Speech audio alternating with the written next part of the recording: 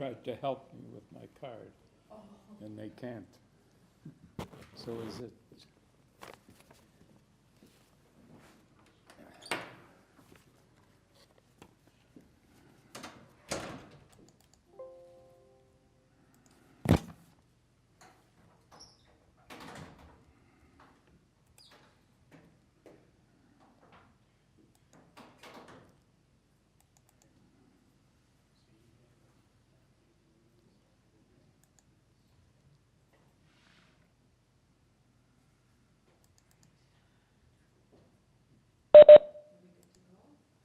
No, I can't get in for some reason.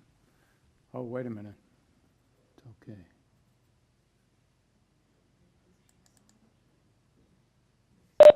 Yes.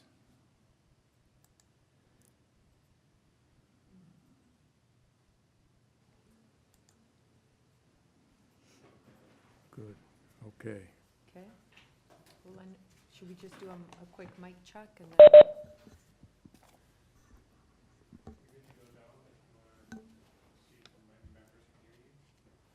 Okay. Can you hear me? Panel? Yep. Okay. So, good afternoon. During the declared emergency in the City of Toronto, Committee of Adjustment virtual public hearings are being conducted by electronic means through WebEx, an online digital platform, and streamed on the Toronto City Planning YouTube channel. These measures are necessary to comply with physical distancing requirements and a provincial order that limits attendance at public gatherings. This will be a virtual public hearing, and participants who have registered in advance will be able to make their presentations to the committee using WebEx, an online event that is being moderated by city staff. Anyone wishing to view the hearing may do so by watching on YouTube. Participants who have registered in advance will be connecting either by their computer, a phone or tablet app, or by telephone. All participants will automatically be muted on entry. When your item is called, each participant will be unmuted by the moderator, one person at a time. Only the committee members will be participating by video. Any registered participants will be participating by audio only. We ask that you also mute your devices until you are called on to speak. We acknowledge the lands we are meeting on as the traditional territory of many nations, including the Mississaugas of the Credit, the Anishinaabe, the Chippewa, the Haudenosaunee, and the Wendat peoples, and is now home to many diverse First Nations, Inuit, and Métis peoples. We also acknowledge that Toronto is covered by Treaty 13 with the Mississaugas of the Credit. In accordance with Sections 45 and 53 of the Planning Act, this meeting of the Committee of Adjustments of the City of Toronto is called to order. The committee considers applications for variances from the provisions of the zoning bylaw that applies to property, permission to extend or alter lawful non-conforming uses, and consent to sever property to create new jobs. Anyone in attendance today who wants to receive a copy of the decision of the committee on an application must submit a written request for a decision by email. Please ensure you include your name, address, and email address, because Committee of Adjustment and the TLAB will be sending notifications and appeal updates by email. If you do not agree with our decision, it may be appealed to the Toronto Local Appeal Body, TLAB, or in some limited circumstances to the Ontario Land Tribunal. Appeal instructions are set out at the bottom of the decision of the committee. Today, I will call each item in the order listed on the agenda. Where an application is uncontested, the agent or applicant will proceed with their presentation if required. The committee may ask questions and/or take the matter into committee for a decision. Each speaker, including the applicant agent, will be given a maximum of 5 minutes to address the committee. I will comment when you are reaching the 5 minutes. When addressing the committee, please state your name and address and confine your remarks to the matters outlined in the application. The applicant or agent will present the application to the committee first. Please note the committee may not entertain revisions to proposals at the hearing today. If the application is substantially revised, the committee may decide to defer it to ensure the revised application is accurate and all those entitled to notice of the application are informed of the changes. Then individuals in support of or opposed to the application will be invited to speak. Committee members may ask questions of each speaker after they have finished their presentation. When all other speakers have finished, the applicant agent has an opportunity to rebut issues raised by the speakers. This will mark the end of the discussion. The application will then be taken into committee for a decision. Are there any declarations of interest of panel or staff or items in this afternoon time slot? Thank you. Any deferral requests, Madam Deputy Secretary Treasurer? Not until later this afternoon, item 44. Okay, thank you. Next item is number 21, 120 Lynn Williams Street. The purpose of the application is to permit the use of a third restaurant on the ground level of the existing building. Currently, the building contains 2 restaurants, takeout restaurants on the ground floor, and 1 restaurant on the second floor. Before us on this application, we have material submitted by the applicant and staff report from planning.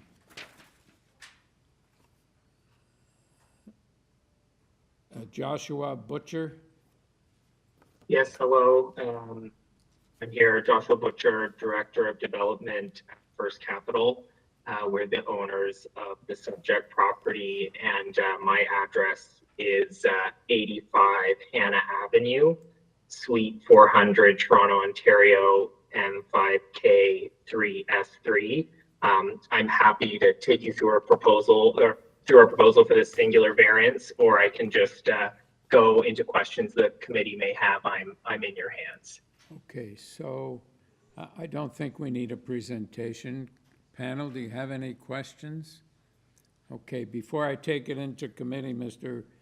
Butcher, do you have anything you want to say to the panel? All I would say is that we have discussed this with planning, where we've seen the staff report. They generally support the request, and we don't object to the condition that they're recommending be imposed on the application, which is basically to make sure it doesn't become a dance club. Okay, thank you. Panel, any comments, or do you want to, does somebody want to bring a motion? Yim? You're muted, Yim.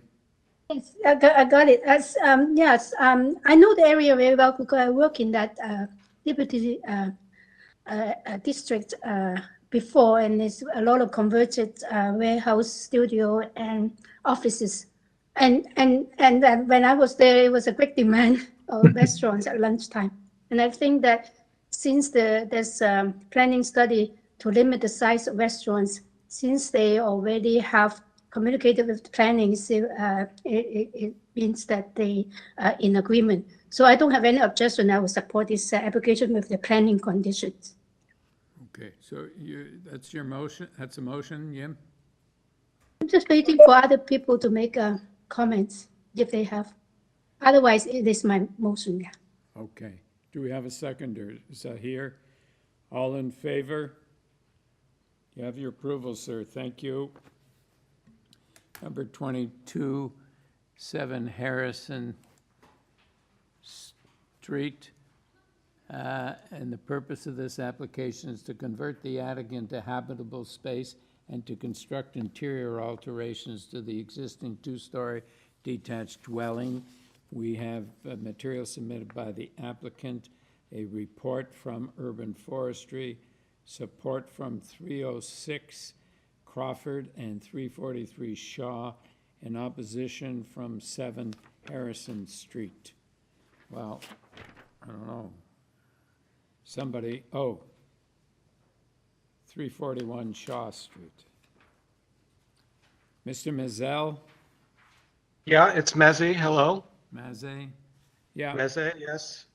Yes, okay. I'm Paul Mezze from Relish Design, 1687 Dundas Street West, Toronto. We are the agents and designers of the proposal. Okay, could we have your presentation, because we have some opposition? Okay, so I didn't see that there was any opposition. What I believe you might be referring to is correspondence that we provided No, to the neighbor. I'm referring to a Stacy Costa who is Okay. registered to speak in Okay. opposition. Okay, all right. So I can make a very brief, very brief presentation, but I think that maybe questions would be more relevant. So the most important parameters of the proposal, I believe, are that it's a renovation of a lawfully existing house, and that the proposed house will be smaller than the existing house, reducing the FSI from currently 2.13 to 1.9. All but one of the variances already pertains to the existing house and lot.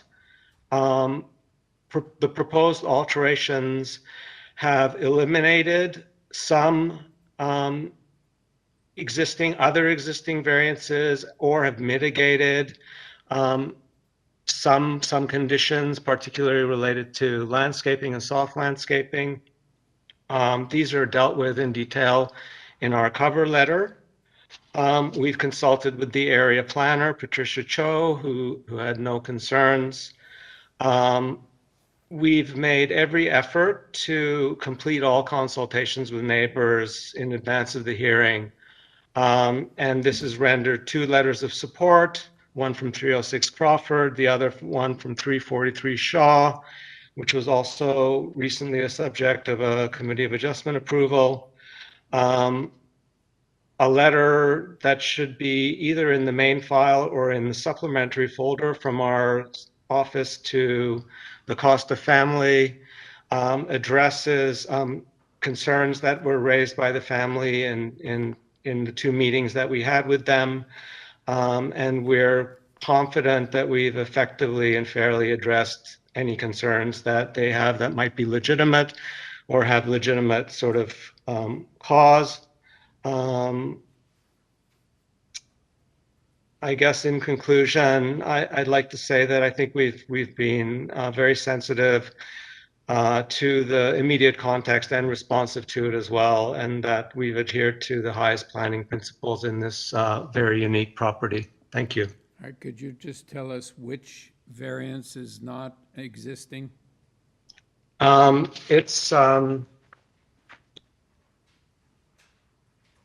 It is item number 3. It's the one for a side yard setback. In that case, we're extending a wall by, I believe it is 1.3 meters, and it'll reach the property line on that side, and that wall is being discussed with the Costa family. And at the time that we met with them, they agreed to our strategy for extending that wall. All right, Yim, did you have a question? Yim, go ahead. I did not understand what has been tried to explain. Item 3 does not mean, does it that mean variance 3? It's been eliminated? Yeah, sorry, let me just double check if that is,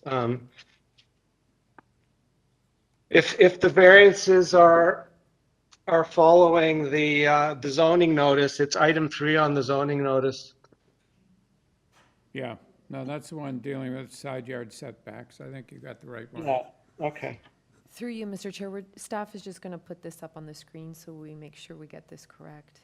Okay. Yeah, Yim, you have a question? Yes, I have another question. You have mentioned that because the purpose is to convert the attic space into habitable space, and you have mentioned that by doing all this alteration, you're actually decreasing the FSI, the existing FSI. And how has it been achieved? What have you done so that you can actually reduce the FSI and also adding the attic space? Well, the attic space is actually included in the gross floor area in the existing building. That's the way that the gross floor area is calculated.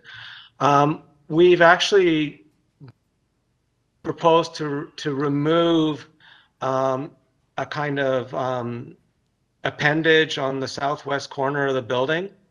So that's one of the reductions in floor area. But there are significant other sort of changes as well. A shortening of the ground floor in order to provide a proper size parking space on the lot, which doesn't currently exist. So I guess the ground floor, and other portions of the building are being reduced. So the overall gross floor area is being reduced by, I believe it's 24 square meters. Okay, thank you. Ms. Costa? Hello, Committee of Adjustment. This is Stacy Costa from 341 Shaw Street. Can I just proceed? Yes, go ahead. Perfect. So I did just want to mention and clarify that we did, of course, meet with Paul and, of course, the owner, Lisa, on March 6th on Zoom, and then again March 16th at our property. I wanted to clarify that we have no issue with variance number 3 with the wall. We are definitely in agreement. The only points that I wanted to bring up and just concerns, of course, when it comes to, if you're looking at the renderings that were sent to the committee, I also sent in photos just to match because the renderings don't 100% portray correctly how the backyard is, how it's faced into our end, and as well our tree. We have a private property tree. The way it's shown on the renderings is that it's covering what's being amended in the corner. I'm also speaking on behalf of my grandfather who doesn't speak English.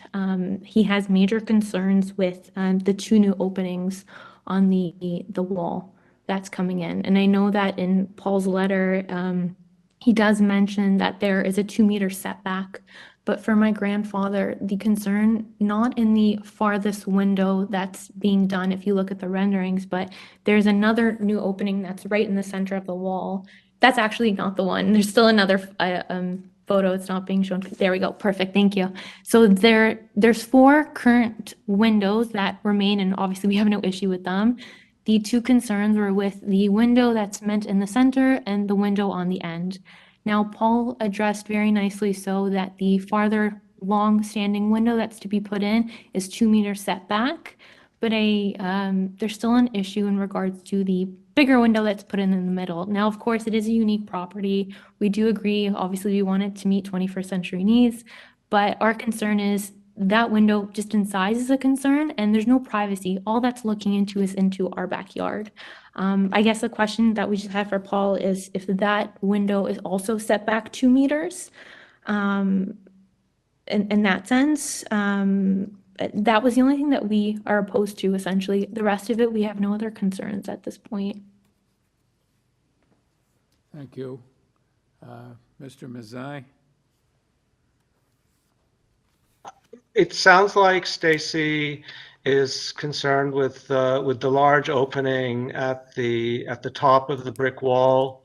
I don't know. Can you see my cursor? No? Okay. So there's a large square opening at the top of the brick wall. That opening is 2 meters in front of a window. That opening is 10 feet above occupied floor space. Basically, that window is providing light to a gap between that rear wall and the actual exterior wall of the building. So there's absolutely no possible way that anybody will be able to ever see out of that window, either onto the roof of the garage next door or into the backyard. And it's a similar condition that we mentioned regarding the slot window on the southeast corner, correct? Where there's no adjacent floor space at the top of that window. It's also set back I don't believe it's quite 2 meters, but 1.5 meters roughly, and that's addressed in our letter. So really, the only overlook area was the area of the terrace, which we mentioned in our letter to Stacy and her family, and we proposed raising the wall there in order to provide a kind of privacy from possible overlook into the backyard, and it's in the location directly behind the tree. So I'm quite confident that we've really addressed all the possible privacy issues which Stacy and her grandfather and her mother had voiced to us during our meetings. Okay, thank you. Panel, any questions? Yes, Sahir? You're on mute, Sahir. Thank you. I just noticed the soft landscaping in both the, I think it's the last two variances, sitting at 0. But on the side of the house, on the Harrison side, you do have some soft landscaping. Is there some reason why it's not identified? I think one of the things that's probably not clear based on that comment is that the front yard is actually city right of way. So the front of the house is actually a 0 lot line condition. So the existing house is built to the lot line on 3 sides. So yes, we are proposing soft landscaping in the front and permeable paving everywhere. But, the soft landscaping that we've indicated is, in the front, in that large green patch surrounding the existing tree is actually city property. So the only new landscaping we're providing is permeable paving under the parking space and a small planting bed with a new tree at the southwest corner. I mean, it's certainly far more than what's there now, which is 0. Thank you. And I must comment, I think the design is quite an interesting one, especially the portion from the roof down that allows for lots of light to penetrate the home. Thank you. Okay. Any further questions or comments, or do we have a motion? Peter? Thanks, Chair.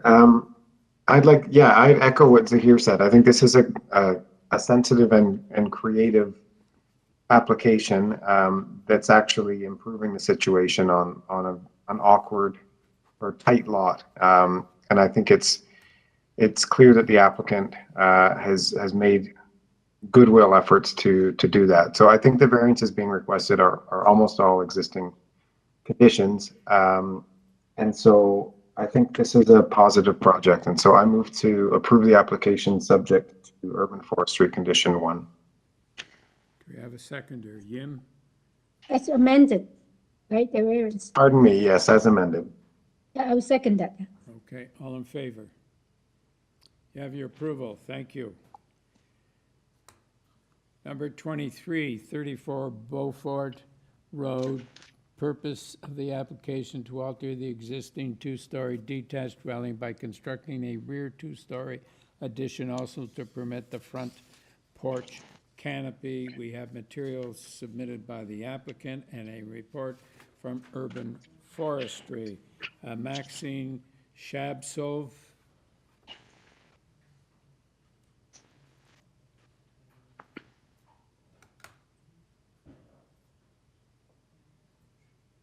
Ms. Shabsov?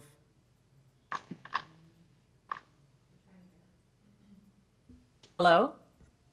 Hello? Hello, can you hear? It's Julia Burke. I'm the agent for the owner. Okay. Can we have your name and address? Yes, Julia Burke, Bourque. Address is 338 Waverly Road. All right, you're here for item number 23, Beaufort? That's right. Okay. That's right. All right, so this looks pretty straightforward. Sorry, don't know that Mr. I don't know that we need a presentation. Yim, do you have a question? Yes, I do not know whether it's right time to interrupt. Is that the previous item, number 22, 7 Harris Street? On the urban forestry report, they recommending condition F, forestry condition number 1. And we did not mention that. I think Peter, who brought the? Mentioned urban forestry 1. Yeah, Peter did.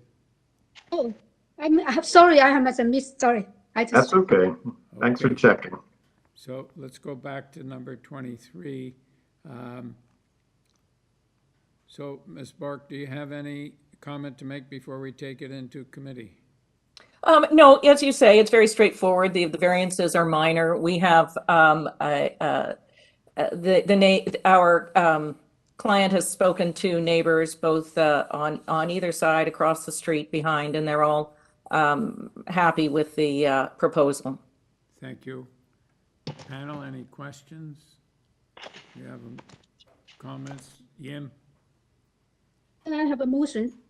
Okay, go ahead.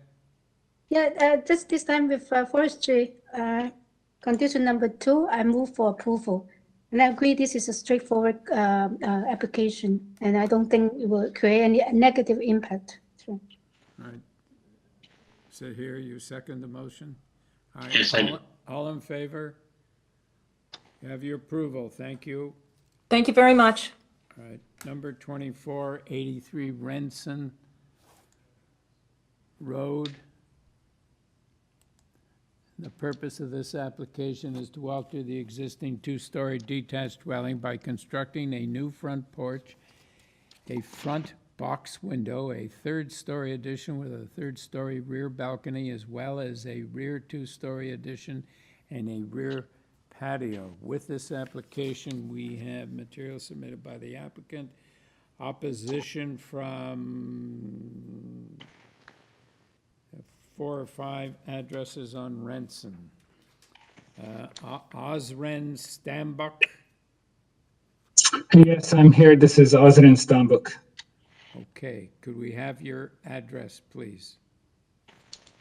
Sure, I'm at, I wonder if it's my new address or my old one, but right now I'm at 15 Moreland Road, and my previous address was 1410 DuPont Street, Unit 905. Okay, so we need a presentation from you because we have some opposition. Absolutely. So I have one prepared, and thank you, Mr. Chair. My presentation, it should also address all of the concerns in the opposition letters and also explain the main variances, hopefully. But first, I want to note that a new 3-story house could be proposed here as of right, and it would have similar massing, but it would fit less in the neighborhood style-wise. It would have to have some complicated cantilevers and et cetera, and I can get into that more if you want. But the main reason this application is in front of you and the opposition is because the homeowners are trying to preserve some aspects of the existing house to reduce waste and preserve style, which I know was quite a big concern with some of the opposition. But I do want to note that, you know, a new 3-story house could be put here. And so some of those aspects are leading to our 2 main variances. First, we can look to variance number 4, the parking variance. There is absolutely no way to use the existing driveway between the 2 houses. It's far too narrow, and it makes it impossible to access any sort of rear yard parking. So we have to have variance number 4. And this is a typical situation in Toronto, and staff can show the second page of the submitted plans since it would be useful to kind of look at the existing survey. It shows that super narrow right-of-way that is ostensibly to access some kind of parking that nobody can reach. So faced with that problem, it was kind of a design problem. We basically had 3 choices. Number 1 was to greatly compromise the design by showing some kind of symbolic parking at the end of the right-of-way, which cannot be accessed, as I explained, and this would actually remove this variance entirely. We could demolish the house and completely build an as-of-right 3-story new house that would address the narrow right-of-way, but this would completely ruin the main floor plan. And our third option was to be honest and to apply for these variances, which actually preserve some of the existing house and don't put in some kind of artificial parking pad in the backyard that cannot be accessed. So, and really, indeed, the homeowner's desire to keep the existing brick facade leads to the depth variance, variance number 2, which is the other kind of main reason we're in front of you today. And we had the option to avoid this variance by removing the existing front enclosed porch, which you can see on that existing survey. And we could build a new front wall that is right on the required front yard setback line, the point from which depth is measured. This would be very, very costly to build out like a 3-foot front addition just to avoid a variance. And it would be very disruptive. And I think we have mitigated this depth variance by staggering the rear elevation. It's definitely not like a straight 3-story monolithic kind of wall, which it could be in a new house. It would require some modifications, but nobody wants that. And again, I think that addresses a lot of the concerns because it's not a 3-story wall back there blocking everybody's sunlight. It's a 1-story, then a 2-story, then the mansard roof on top, which is kind of the 3rd story. And it's important to note that in this design, we do not have a length variance, only a depth variance, which I explained only relates to the position of the house relating to the front yard. And I know this is not relevant to your decision, but this is not a flip project, which was a concern expressed in some letters. And regardless, anyone can sell their house, and this should not determine if a project is sensible. The variances are really relevant, and in this case, I believe they're really minor. So in conclusion, this proposal is about keeping a significant part of the existing house, and a new house would not be less disruptive, and it would not be less in keeping with the character of the neighborhood. And I speak in terms of variances. It may provoke more, it may provoke none. So that is my presentation, and I'm happy to take any of your questions, such as about the other variances I did not discuss for time considerations, but those variances, I think you see that are purely coincidental. Panel, any questions? No. Okay. Lynn Heath? Yeah, can you hear me? Yeah, we sure can. Good, thank you very much. So I'm at 67 Renson, so 2 doors down. I do have a number of points, and I'm not an engineer, so I want to be clear about that. But my feeling is that zoning bylaws exist for a reason. And my understanding is that you are allowed to ask for minor adjustments. This does not seem to be a minor adjustment.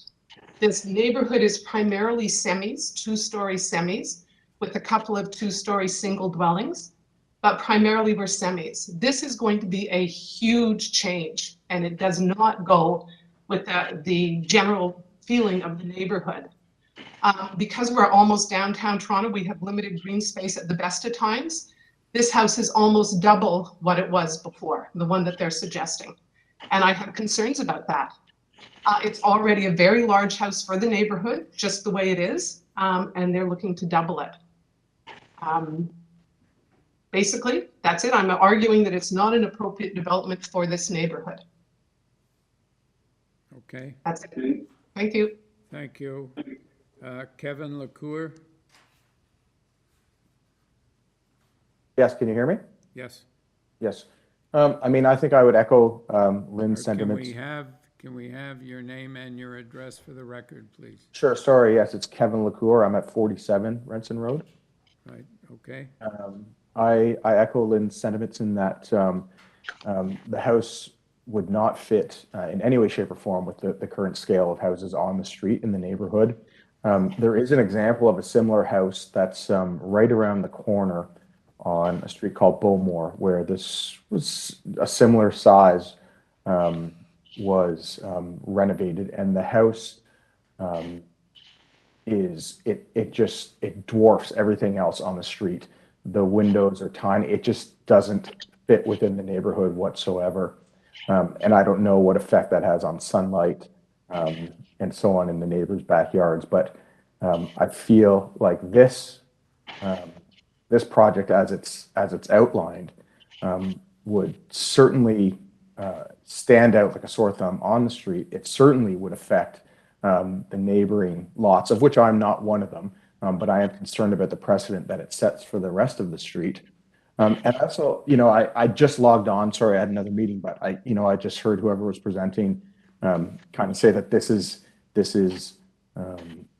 in lieu of tearing down the house and building a whole new house that would be even bigger. And I think the threat of tearing down the house to build something that's bigger that would fit within the bylaws isn't reason in itself to approve the variances that are being requested in this case. So, that's it overall. Thank you.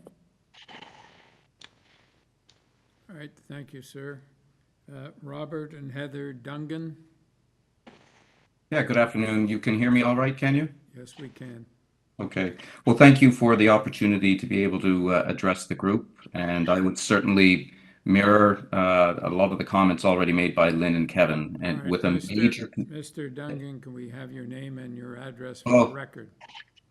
My apologies. Robert Dungan and Heather Dungan residing at 55 Renson Road. Okay. We have your concerns. Yes, so my concerns echo that of both Kevin and Lynn in regards to we benefit and love the street that we are on. It's a very charming street, and all the houses blend in very well. The proposed renovations to 63 simply do not fit in this neighborhood. Both Heather and myself, and I'm sure many of the neighbors are in full favor of renovations being completed. It's to our advantage as a street, and we would also acknowledge and recognize that 63 Renson is in indefinite need of renovation. So we would support that, but it's in its existing form in regards to compromising the feel of the community and the street. That is a major concern. Getting into more specifics and I almost appeal to the new owners in regards to what could be asked of ourselves in regards to the impact that large second-story addition is going to have on the backyard. Our backyards face south. So what the neighbors would be, the new neighbors would be asking of us is to compromise in a whole bunch of different ways. So whether it's going out onto the back deck, and depending on which side of the house you are on, there goes the morning coffee in the sunlight from your back deck because of the shadow it's going to cast. Or if it's afternoon tea or perhaps cocktails in the evening for those who are on the other side, it's going to compromise that. What about for the neighbors that have vegetable gardens or flower gardens? We're very much aware that we have shortened seasons to be able to grow vegetables and grow our flowers. It's going to be negatively impacted by the size of this extension in the back. I think it also impacts just the view. At the moment, it's a very pleasant view to look out from one's back deck, enjoy the shrubs, the trees, the flowers, and now many of us who are very close to that property will be looking at a stucco wall. And I think what also hammers home for myself and my wife is the pandemic has I guess, really underscored the value and the importance of having privacy in one's backyard. If you look at those drawings, that third floor balcony, the 2-story extension, gone is all of the privacy for neighbors, whether you are on the west, the east, or the south, because they will simply be overlooking everyone's little oasis. And I think that's a tremendous shame. Some of these points maybe don't fall into variances and the law, but I just think it's a major mistake that we're trying to force a monster home into a neighborhood that simply doesn't have monster homes. It's not a good fit. So I guess my final little words is I appeal to the owners. Is this street a good fit for the size of home you want? Because there are other neighborhoods that have the type of space that you're looking at. And if you do like this neighborhood, question, do you really need the amount of space that you're proposing, because I think every neighbor would be in favor of that house being renovated. We would like to welcome new neighbors, but we would really like the respect of building within the spirit of what our street offers and not asking us to compromise on so much of our backyards. Thank you. Thank you. Mr. Stambach? Yes, Can you just unmute me for a second? I'm unmuted. Go ahead. Mr. Stambach, can we have your rebuttal? Yes, of course. So I was listening. Everybody's very eloquent. And I understand because the concern is coming out through the opposition, and I do understand that it's always an issue in Toronto. When somebody has existing houses that fit a different era, a different time, and somebody wants to extend their house to kind of modern kind of standards within what would be considered minor variances in the bylaw. So, and it really wasn't meant as any kind of threat to say that, you know, a new two-story house could be built here. It's just to illustrate that the variances permit something very similar. And that has to be considered with the variances we're bringing forward in front of committee. And the reason the design is the shape it is because we're working within those acceptable variances and we're working within what the zoning bylaw is allowing us. Therefore, we do not have a length variance at all for the house. And we went to the point that the zoning bylaw said, okay, you can go up to 17 meters with the length of your house. So we put that into the design. We're not asking for 19 meters length and 21 meters depth or something like that. And so that's why I was illustrating those that kind of as of right possibility of a new house that would not have to go through committee of adjustment, because that is the way the system is set up. Maybe you could argue that it's not fair, but neighborhoods are changing. And that's why it's not really in the opposition's advantage to mention the Bowmore house, because I could have submitted that as evidence that look at this precedent, look at what's being built in the area. But I don't want to do that. I want this to be considered on a case-by-case basis, as it should be. And the Bowmore house, you know, it was approved. And I don't recall if it went through TLAB, but the point is that it was approved. And that is the changing nature of neighborhoods. And it had far more variances than we could ever want to go for. So that was kind of my intention of mentioning these the as of right houses and things like that. So yeah, I really do understand the concerns fully.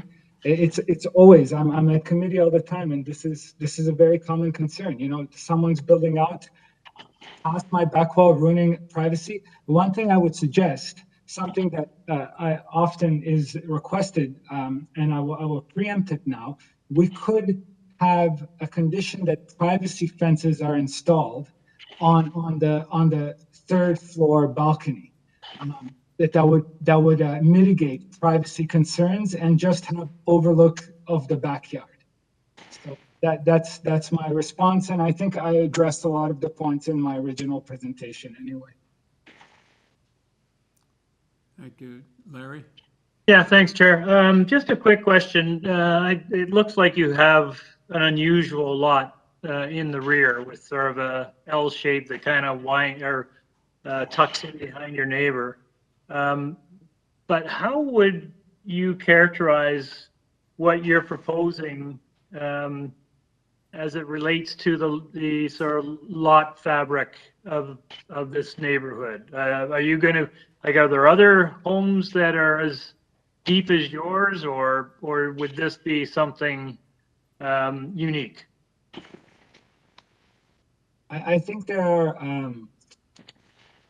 I think the lot makes this a bit of a different approach. But the thing is, as I mentioned, the depth variance is only there because we are removing that existing enclosed front porch, and we're taking that front wall, that front facade as our front yard setback. So it's hard to speak to whether it is unique or not when these variances are kind of coincidental of some small decisions of the design.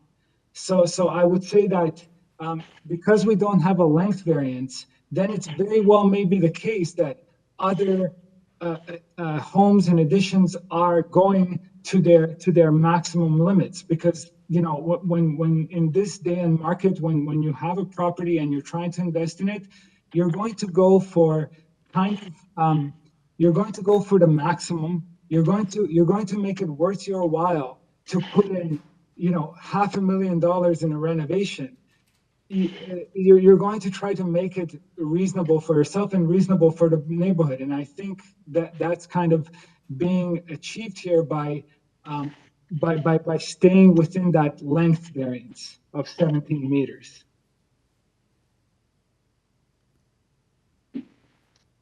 By the way, these are plans for my next committee hearing.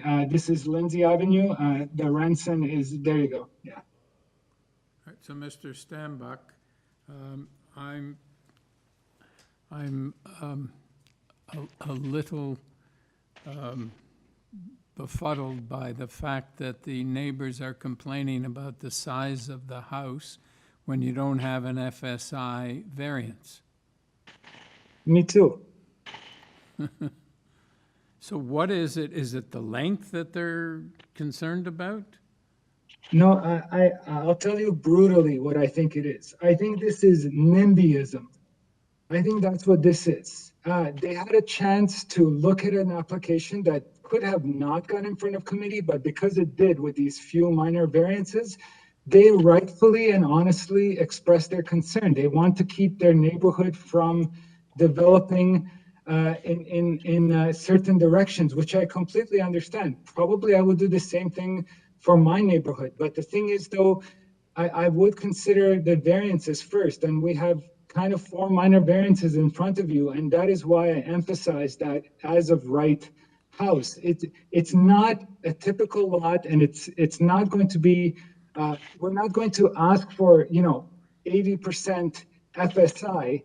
And the house will reflect that relative to where it is. So I think it fits, and I think we're just working with the tools that we're given, basically. Okay. Yes, here. Just a couple of observations, if I may. The renderings that I was looking at that were provided, I think has attempted to minimize the massing, and of course maintaining to some degree the facade with the sloping third floor and the dormer sticking out from the front, which is not unusual in many neighborhoods. I also just wanted to note that that I noted in the renderings that the second floor and the third floor are set back. So, and the challenge, I think, in the area is, of course, you've got a very deep lot, and these lots become a little bit more difficult to utilize in the sense that you've got a very long backyard. The narrow driveway is another big issue. So I think as of right, the applicant has the right to actually construct what they feel is appropriate.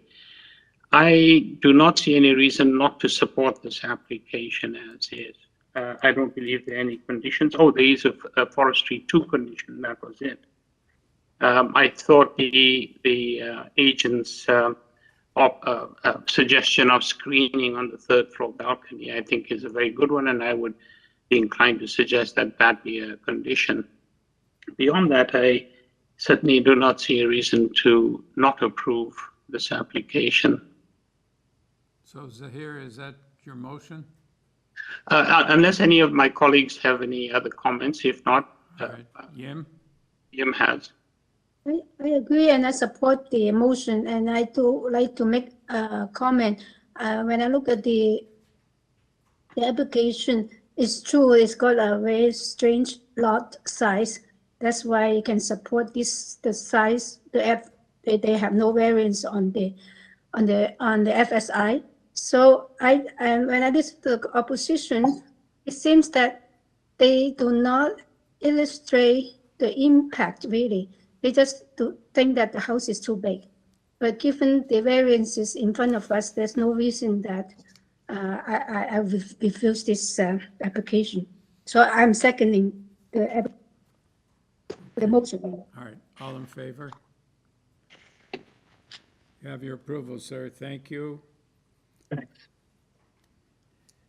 Number 25, 148 Lindsay Avenue. Purpose of this application is to construct a one-story ancillary building, detached garage in the rear yard abutting the laneway. And on this application, all we have are materials submitted by the applicant. Mr. Stambach? Yes, I'm still here. Yes. Okay, so this is not a very complicated application. Could we just have your name and your address for the record for this property? Sure. It is Ozren Stambuk, and I was at 1410 DuPont Street, Unit 905, and now I'm at 15 Moreland Street, Road, 15 Moreland Road.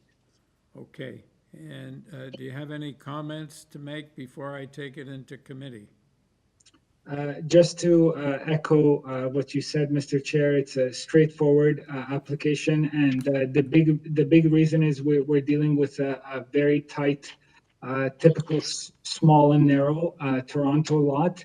So we do not want the garage to take up the majority of the backyard, and thus we're kind of anticipating a much smaller car to have a spot in there, and to therefore we have this parking variance. All right, thank you. Larry? Yeah, Chair, I think this wins the award for the most minor application of the day. So I think this is very, very straightforward. And I'll bring forward a motion to approve with no conditions. May I just ask a question of the applicant, Mr. Chair? Yes, here. Just with regard to the rear, the backyard, I'm not sure if there's any paving, and if there is it possible to have permeable paving? Would that be something that would be agreeable to? Thank you for the question. Through you, Mr. Chair. There is no proposed paving between the garage wall and the house wall. So there would be kind of no reason to specify a condition for anything permeable. The only paving that would be proposed is actually the driveway in front of the garage door. And considering that this is kind of such a minor project, I would rather not burden the owner with the extra expense of introducing. So Mr. Stambach, we're losing you. I didn't hear what you said. We're talking about the paving in front of the garage, and then you started talking about not changing it, and we didn't get it because you seemed to fade out. Can you hear me now? Yes, we can. Okay, I'm sorry about that. Who knows? But yeah, I don't want to burden the owner, and I haven't discussed this with them. I don't want to burden them with permeable pavers and the extra expensive permeable pavers, because also a portion of that front yard is still going to be grass. So I would prefer not to have that condition for the owner's sake. Thank you. So, okay, but, all right, so do we have any other comments or questions, or do we have a motion?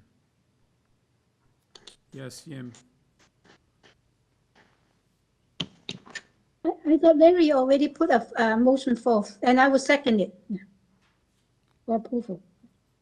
Okay, all in favor? You have your approval, sir, thank you. Number 26, 157, Winiva. And the purpose of this application is to alter the existing two-story detached dwelling by constructing a third-story addition and a second-story terrace. With this application, we have material submitted by the applicant, reports from Planning and Urban Forestry, support from 7 Hambley Avenue, and opposition from 180 Maneva. Mr. Barrett. Afternoon, committee members, Mr. Chair. Graham Barrett, 1575 Dundas Street West, agent for the owner of 157 Winneva. Okay, we have some opposition, Mr. Barrett. Could you give us a brief presentation? Sure, gladly. I'd sent in a cover letter with some images. If that could be pulled up on screen, I'd appreciate it. Essentially, this project is being built in a phased approach. The original home had 3 stories and an FSI of 66.04% or 213.82 square meters. A permit was obtained for the first phase. The FSI was reduced to 57.33% to avoid a variance there. No variances were required and construction is now underway. The Committee of Adjustment application has been submitted to increase the roof height and recreate and expand the livable space on the 3rd floor. This is for a master bedroom with an ensuite and a walk-in closet and a bit of an updated design. So I've shown you the elevations as you're looking at now. As built, the original home, the permitted drawings, and the minor variance application in front of you. So on pages 2, 3, and 4 of these supporting materials, you'll see those original elevations and the others as I mentioned. And you can see the differences between that which has a permit and that which is proposed are quite minimal. On the bottom of page 4, you'll also see I've added a note that 1.5 meter high privacy screening will be added to the 3rd story balcony. This is to address the condition requested by community planning staff. My client's happy to agree to this condition, and I'm pleased that planning staff have no other concerns. We do appreciate the letter of support that's been sent in by an area resident who is an architect and holds the professional opinion that this proposal is suitable and desirable. And also, this letter of support was unsolicited, so that was appreciated. An Arborist Report has been submitted. We are aware of the urban forestry condition. A permit to injure a city tree has been applied for, and it's expected shortly. This is for 1 city tree in the front on Winneva, and it requires a portion be trimmed, but it will survive. All other trees on the site can and will be protected and preserved. So we really only have 3 variances in front of the committee today. And that is for the height of front and rear main walls, 9.33 meters proposed, 7.5 meters max. No concerns from planning staff about that.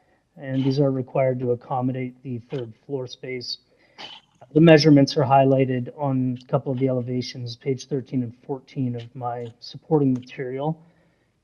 The FSI at 0.694, 69.4%, or 224.62 meters squared over 0.6 maximum, 194.27 meters squared. Again, no concerns from planning staff. And as I mentioned, the original dwelling had an FSI of 0.664, so 213.82 square meters. So this is an increase over previously existing of 10.8 square meters or about 116 square feet. So it's quite a modest increase. Now I understand that building in this phased manner can be a little confusing for area residents, and it honestly makes it a little difficult for me to explain at committee. But this was in the interest of getting started and moving things along. So I'm of the opinion that the proposal passes the 4 tests. The difference between that which has already been permitted and that which is proposed is quite minimal. I believe it's an interesting, tasteful, and suitable update to an old home, and I believe it'll fit well with the character of the area. Thank you. Any questions, panel? Okay. Maritzia Ackberry.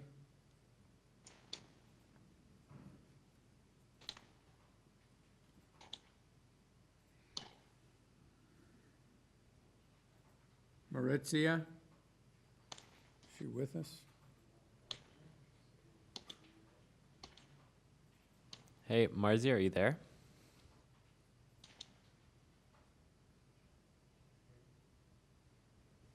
Sorry, Marzia, can you hear us?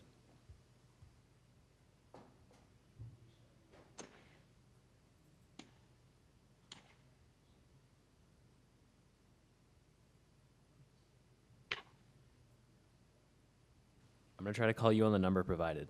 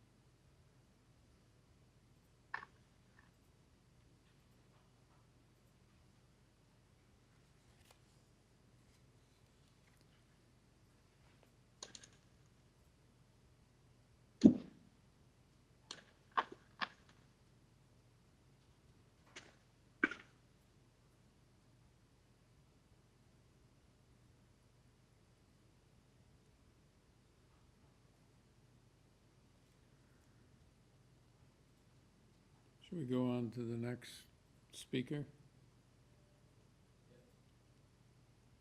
Press 9. If you are satisfied with your message, press 1 to listen. It seems like neither of the speakers responded to calls to join the hearing. Okay. All right. Mr. Barrett, we don't need to hear from you again since we have no opposition speakers. So we're going to take it into committee. Committee, do you have any, panel, do you have any questions? Okay, comments, or do we have a motion?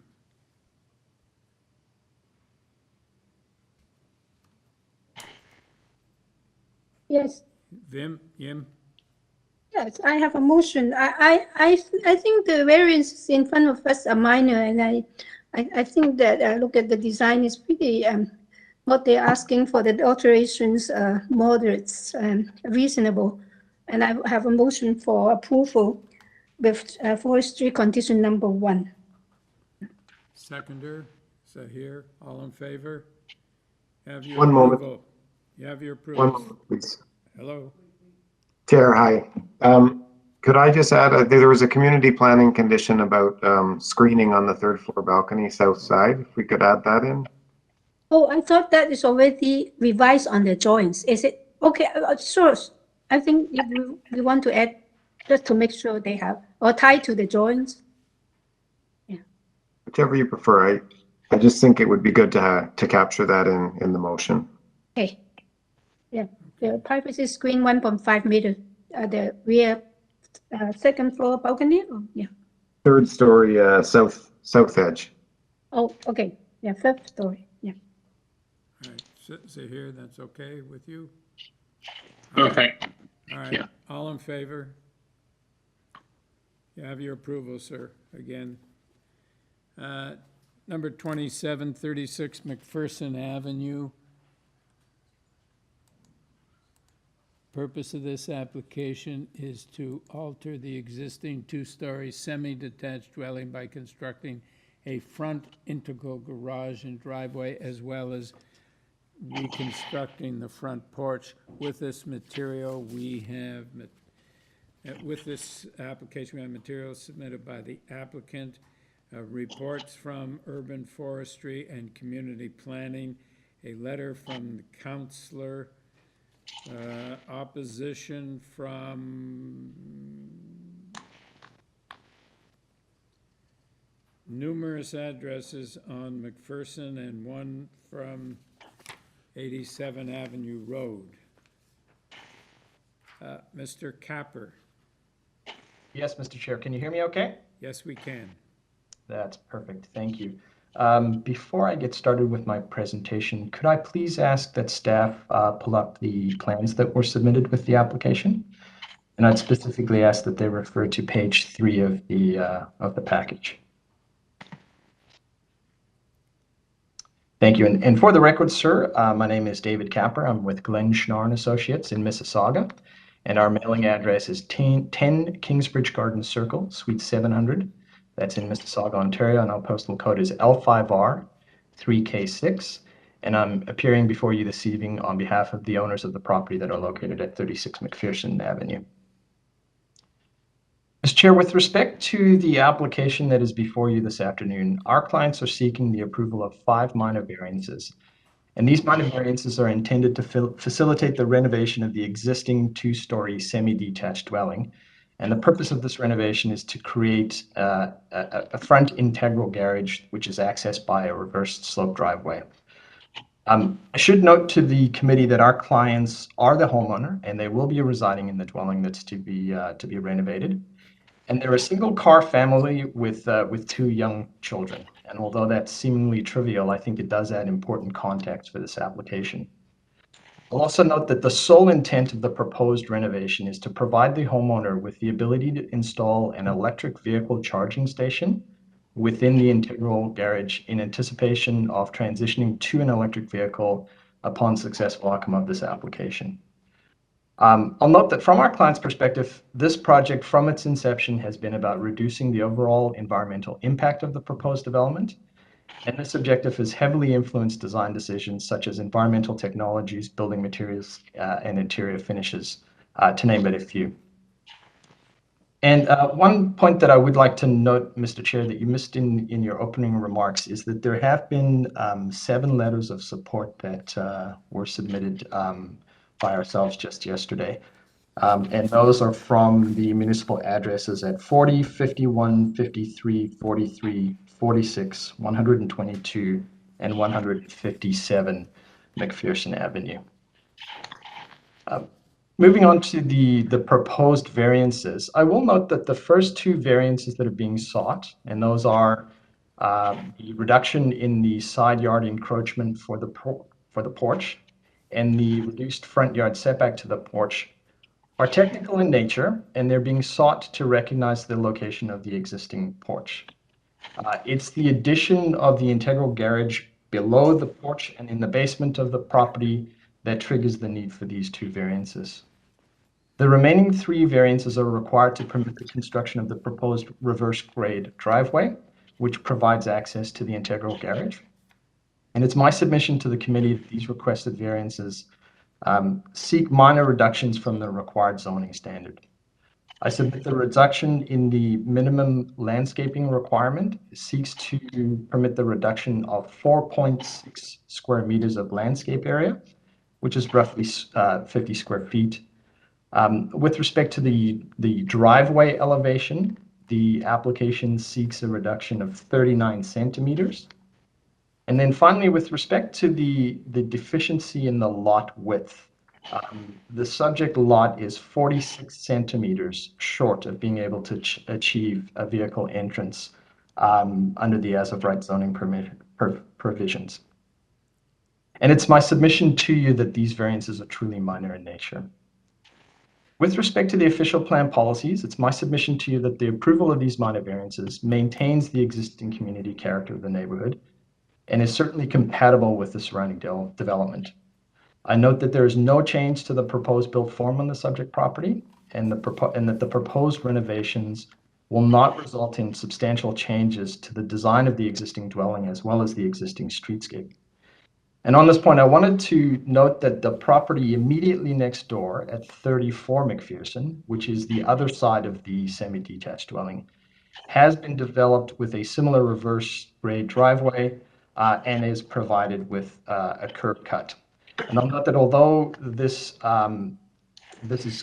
property is currently not used this part of the property is not used as an integral garage, its presence is part of the established streetscape for the neighborhood.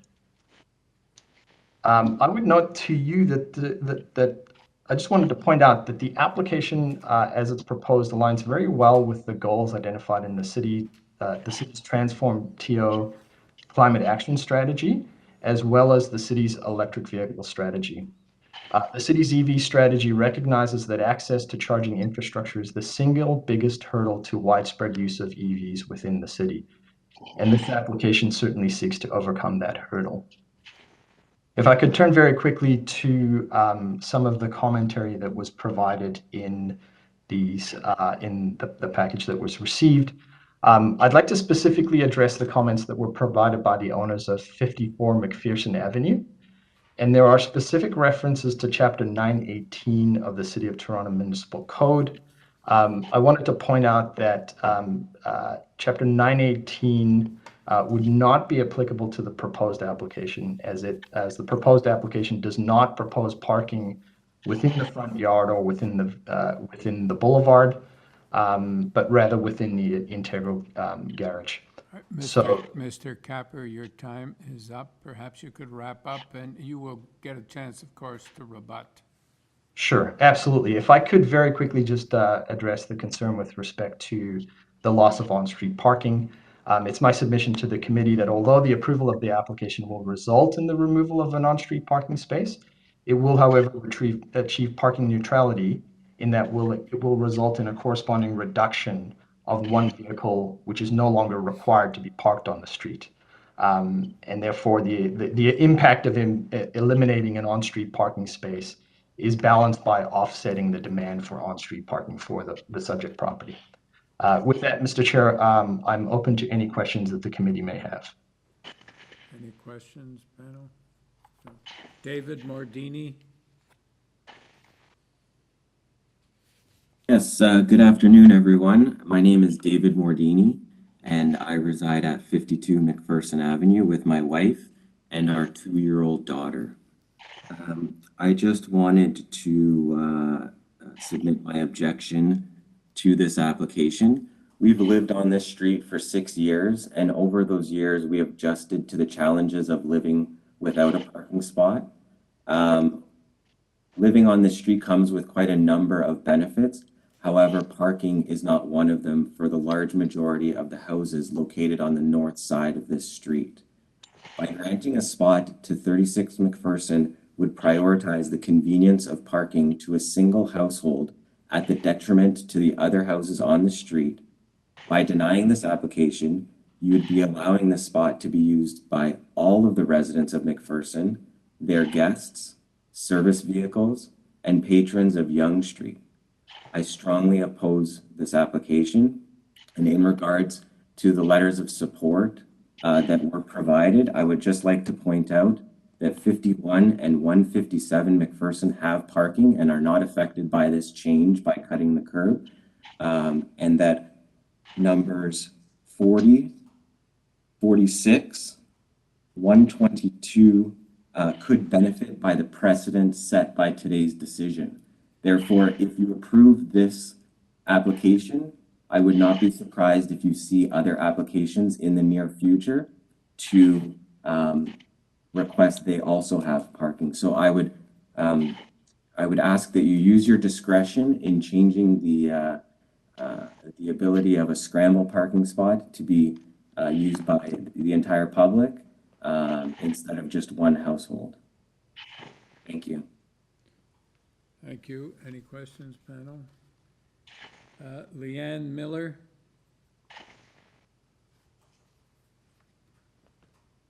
Okay, can you hear me? Yes, we can. My name is Leanne Miller, and I am a member of the board of the ABC Residents Association, and I am speaking in that capacity today. What's your address, please? 111 Mcpherson Avenue. All right, thank you.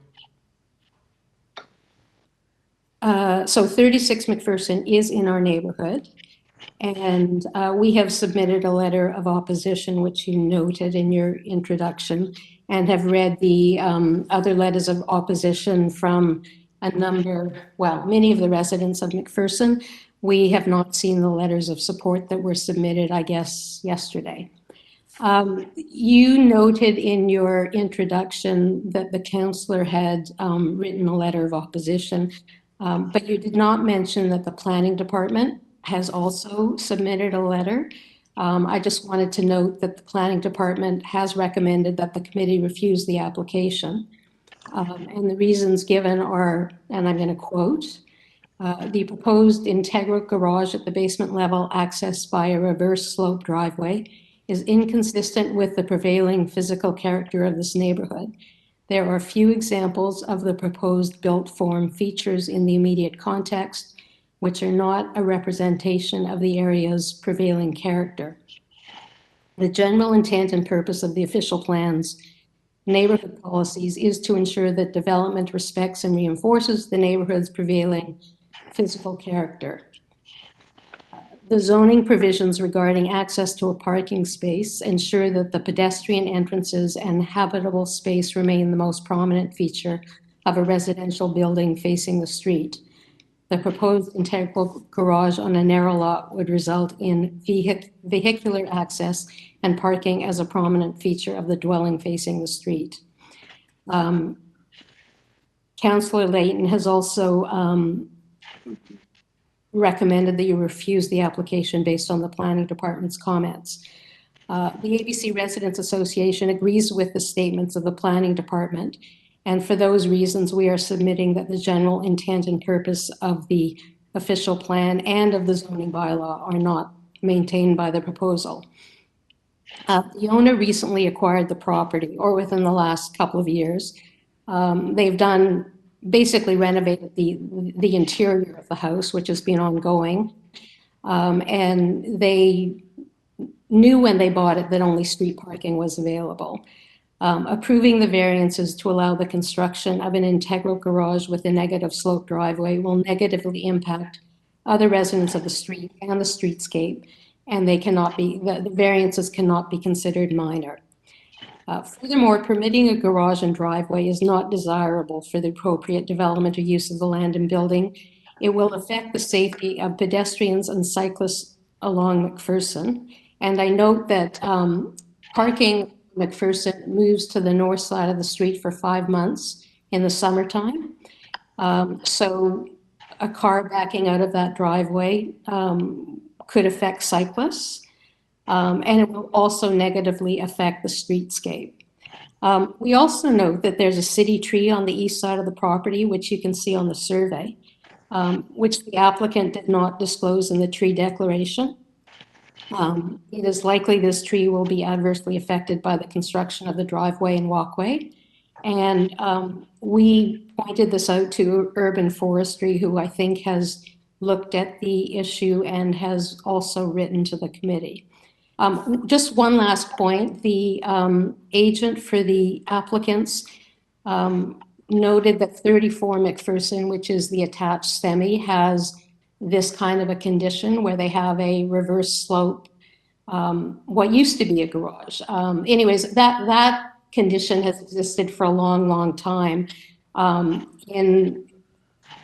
the last 2 years, the garage has been converted into living space by the construction of a wall with a door on it.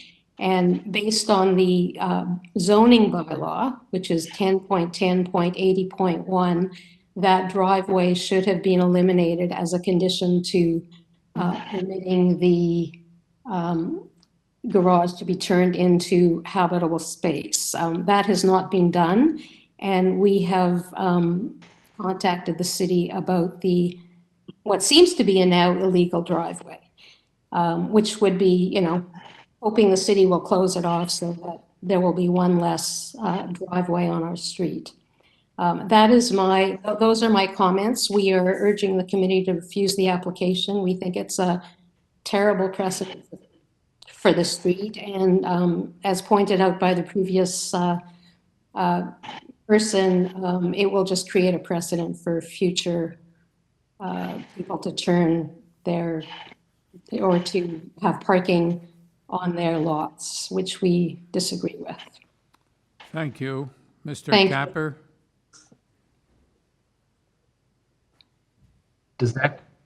Sorry, Mr. Chair, can you hear me okay? Yes, we can. Thank you. I'm just wondering, does that conclude the sum total of deputations this evening? It does.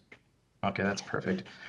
Through you, Mr. Chair, to yourself and the committee members, as you're well aware, the Committee of Adjustment does not set precedent. So to hear of concerns with respect to other potential developments occurring that are similar to this on the street, you're well aware that individual applications are evaluated on their individual merits. And I submit to you, sir, that this is one instance where the application warrants considerable merit. And I say that on the basis of the intent of the application, which is to achieve a parking space and an electric vehicle charging station for the owners of the property. As I said in my presentation, I do think this is a balancing act for a number of official plan policies and city objectives. And I do think it's an important one. With respect to the commentary with respect to on-street parking, again, it's my position that eliminating an on-street parking space for 5 months of the year on this side of the street is offset by eliminating the need for one parking space to take up those parking spaces. So, the owner currently has an on-street parking permit, and if they're successful with this application, they will be removing that vehicle that is subject to that parking permit off the street. So it's again a balancing act in terms of offsetting not only demand for parking but the corresponding reduction in the parking space.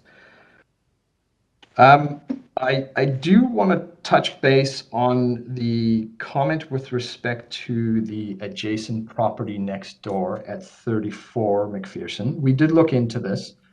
It is permitted by permit number 261362, which was issued by the city in 1987. And it does make up part of the community character. Whether the garage itself is used for parking of a vehicle or not, it's still an existing built situation.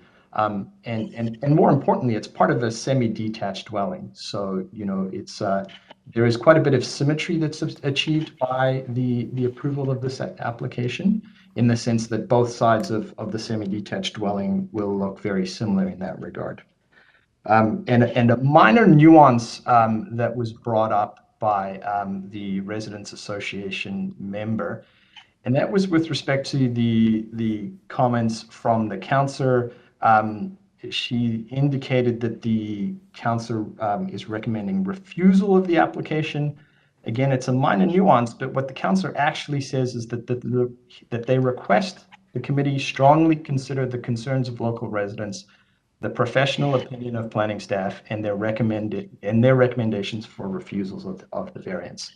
So there's a strong consideration, not a recommendation for refusal. Mr. Chair, that concludes my comments. I'm happy to answer any questions that the committee may have. Yeah, I just want to point out to you that councillors are not supposed to back one side or the other in these things, and I personally would not accept his letter if he refused it, nor would I accept it if he supported it. But I wanted to ask you, we've had applications before with respect to parking on property in order to gain access to electricity to charge a electric car. I think there was some talk then that electric cars can be charged and don't have to necessarily plug into the house, but there's other kinds of charges. Are you aware of those? Yes, sir. Through you, Mr. Chair, we have looked at, with our client, where the nearest charging station is. The nearest charging station is about a 1.5 kilometers away on Davenport. It is internal to a building. And given that, our client would be, typically needing to charge at the end of a day, it's not convenient for them to park 1.5 kilometers away from their house, particularly in light of the fact that they do have a young family. No, I thought there was, Mr. Capper, I thought there was some kind of portable charging device. Is that not true? Mr. Chair, I'm not aware of any, so I can't comment on that. All right. Thank you. Yim? Yes, I have one question that the planning report mentioned the reverse slope garage. What's that you can do to address the reverse slope? Do you have to enter some kind of agreement with the city, or? I just like you to address that, the reverse slope. Yeah, so the issue with the reverse slope is making sure that we can achieve an appropriate elevation at the crest of the driveway so as to prevent the stormwater from the right-of-way spilling into the reverse grade and then down into the basement. So you'll note in one of the elevations of the driveway design, you'll note that there's an elevation of, I believe it's 118.5. That represents 10 millimeters above the highest, I call it the floodplain. I don't think that's the correct term. It's the highest level of water that occurs within the municipal boulevard and right-of-way, plus 10 millimeters as a margin of error. And the intent there is obviously in a worst-case scenario when there is a significant amount of rainfall, that like I said, the right-of-way does not spill down into the reverse grade. And then in addition to that, there is a trench drain at the bottom of the driveway in front of the garage door, which allows for any stormwater coming down the slope of the driveway to get intercepted before it enters the garage, and then that drops into a sump pit and is pumped out. Okay, so does that mean that you have to get this approved during the building permit purpose, and then we won't have any concern about the storm water management? Yes, as I understand matters, there's a requirement for the city's engineering department to approve a permit for the driveway in that regard. Okay, thank you. Yes, here. Just on that same note, would the application for this proposed driveway and garage be mitigated by installing permeable paving leading into the garage so that storm water doesn't just run right down into the trench? Because I do know that I've had neighbors where they've got a trench with old the designs of driveways that slope down, and they've had flooding in their driveways. My neighbor actually has that situation. So they don't have permeable paving. Would that be something that would add to looking at this application more favorably? I mean, from the planning perspective. Through you, Mr. Chair, to Member Batt. It certainly, I've been watching this afternoon's proceedings. This is a point that is obviously very important to the committee. I have discussed this with my client. He is, and I'm speaking not from a technical perspective. I'm not suggesting to you that I can confirm that permeable paving, solves the problem that you mentioned. From my experience in the development industry, I believe it does. And I've talked to my client about that. He is amenable to the inclusion of permeable paving for the driveway if the committee sees fit to introduce that as a condition of approval. It's certainly something that he's amenable to. Thank you. Thank you. Sorry, the permeable material that actually is gone beyond pavers. They actually have concrete. It's also permeable. Yeah, sorry. Forgive me, Mr. Chair.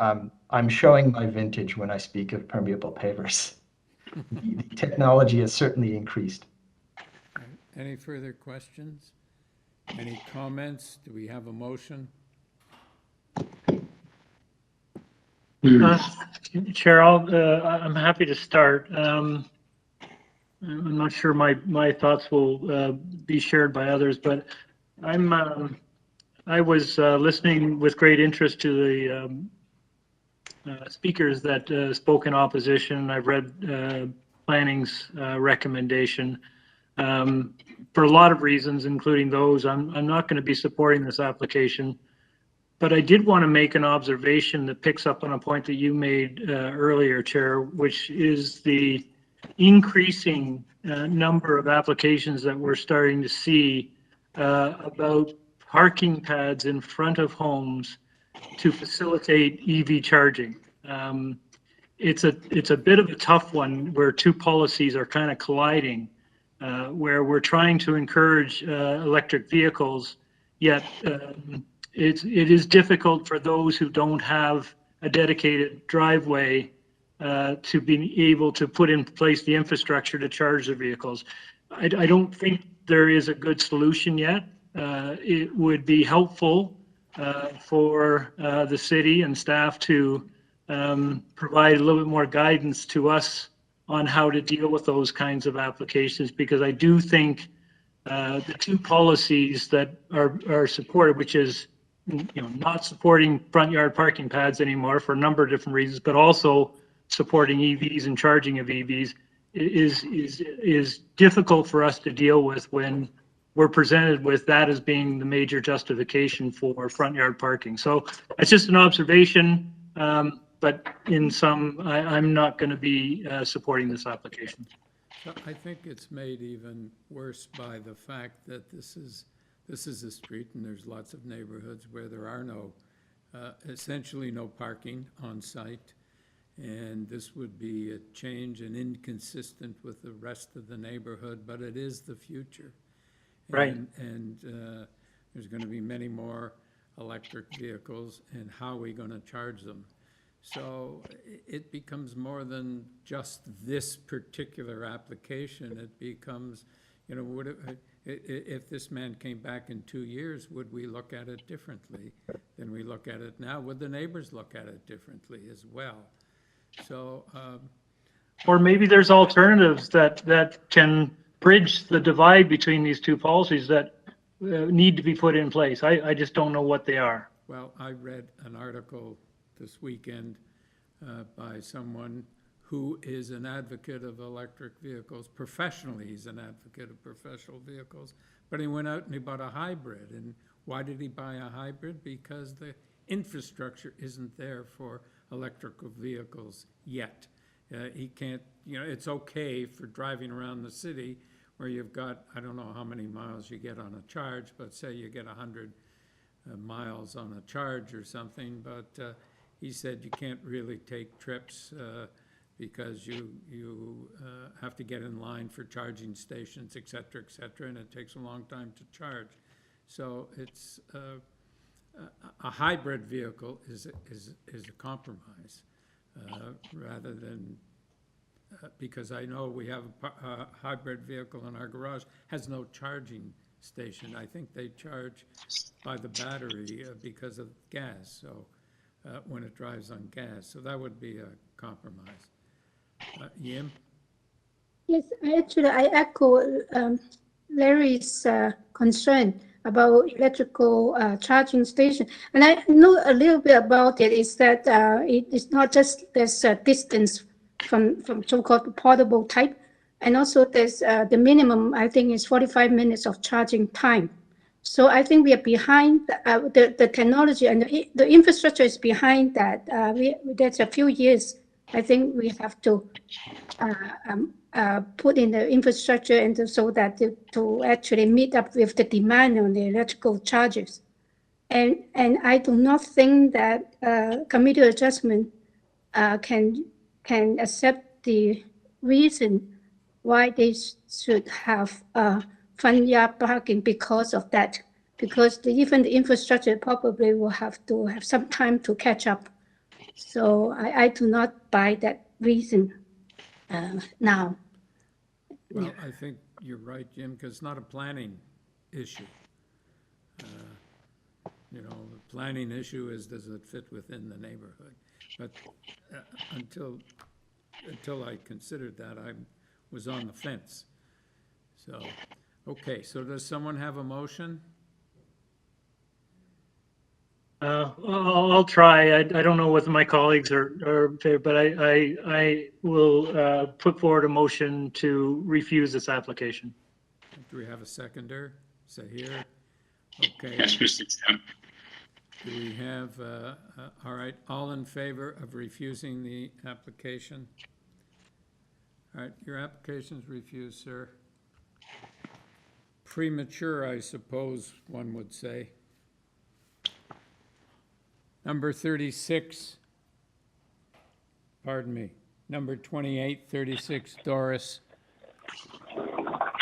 Drive. Purpose of the application to alter the existing one-story detached dwelling by constructing 1- and 2-story additions, an integral garage, a front porch, and a rear deck.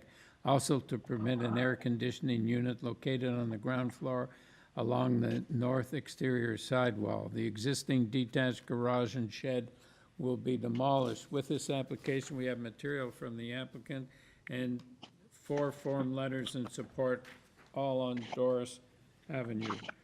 Demolished. Miss Evangelista. Oh. Good afternoon, Mr. Chair, members. How are you? We're still okay. And you? Good. Good. I'm good. I'm good.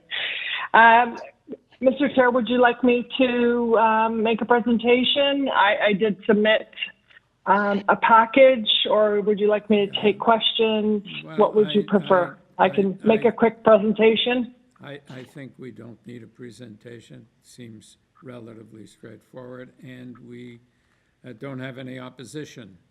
So panel, do you need a Correct. presentation? No presentation. Okay, does anybody have any questions? No questions. Okay, comments, or do we have a motion? Yes, Sahir. Thank you, Mr. Chair. I'd like to propose a motion to approve. I think the renderings of the proposed build fits in nicely into this particular site.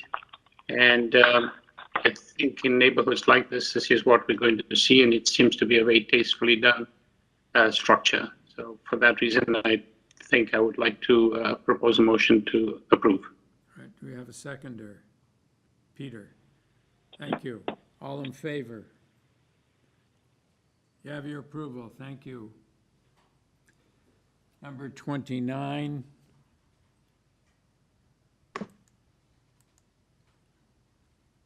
Hmm.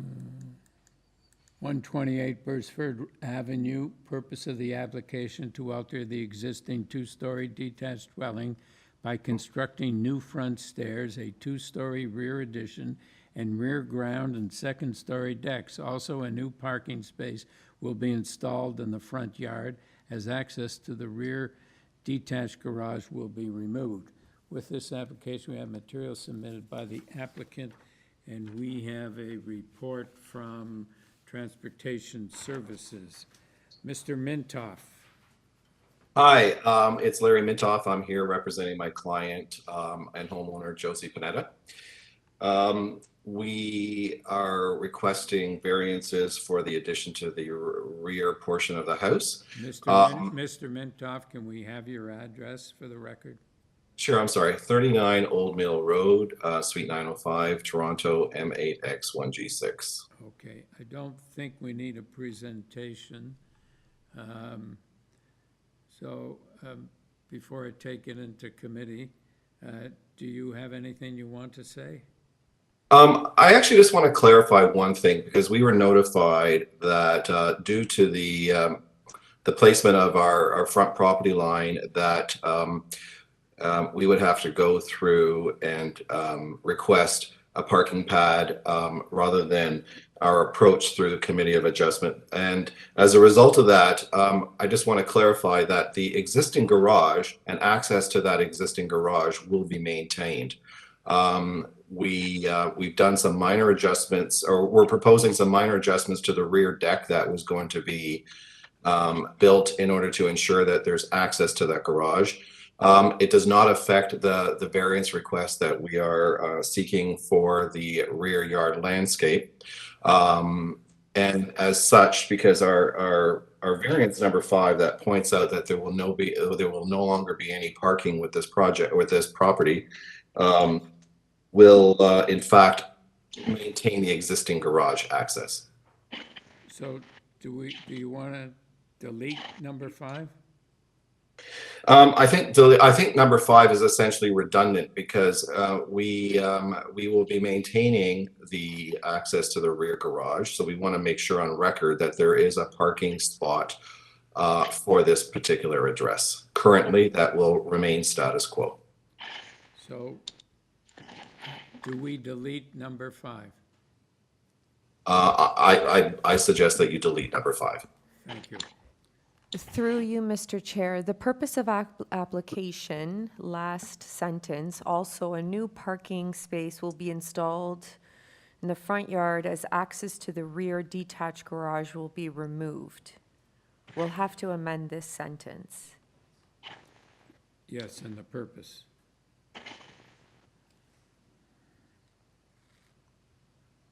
Okay, so that whole sentence should come out. Well, is that correct? They are installing a new parking space in the front yard, but will remove as access to the rear detached garage will be removed. We'll just remove that part of the sentence. So Am I able to comment here regarding what you just said about the front parking pad?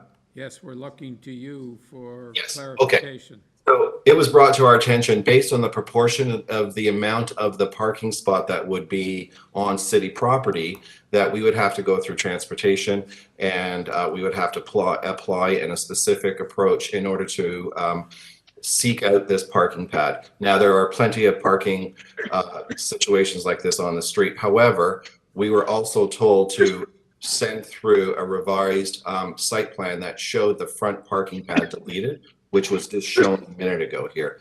So I think it has to be really removed altogether from this variance request, the front parking pad. Okay, so that whole sentence, also a new parking space, et cetera, gets deleted. Correct. Okay. Because we were told, I don't know if it's changes within the city, but based on the proportion and the amount of the parking pad that would actually be on city property, it does not meet the requirement. Thank you. Yes, Yim? So in that case, what is the front yard in terms of the landscaping? What material is there is now? If you do not get that parking space, will it be? Well, currently it's soft landscaping, planting, and grass, and if we are able to maintain or able to get the front parking pad, then based on item number 4, it points out the ratio of soft to hard landscape based on the client's property, and then any city property that the driveway would wind up on, we would install a pad based on the requirements put forward by the city to ensure that we meet the requirements. So that means that soft landscaping as well as permeable pavers or whatever. it means that the soft landscaping now is calculated based on there will be a front yard parking, right? No, what we're talking about, that percentage there is based on, yes, I'm sorry. Yes, okay. It is based on the assumption that there would be a front yard parking. Okay, that's good. Means that if you do not get it, that will be the percentage will be much higher, right? Exactly. It would essentially remain what it is. Yes. That's what I want to make sure. Thank you. Okay, sorry, it's a bit confusing. Yeah. Yes, Larry. So I think it's just a quick one. I didn't find in my package anyways a survey, so I just wanted to confirm, that's a private drive or is that a mutual drive? I didn't see a driveway for the house directly to the north. So is this a private drive? No, this is a mutual drive. This is a mutual drive? Yes. Okay. So the parking pad then, if you were to get one, would be wholly on the front yard, not in the right of way? Correct. But wholly on city property, as I understand it. Essentially like 80% of it. And that's why we've been told to have this discussion with the transportation department. Granted, this would not be a precedent because this is repeated many times. Apparently there's a moratorium in this ward currently right now on further pad parking, but in this area, on Bloor West Village, there's certainly a lot of existing pad parking with similar conditions.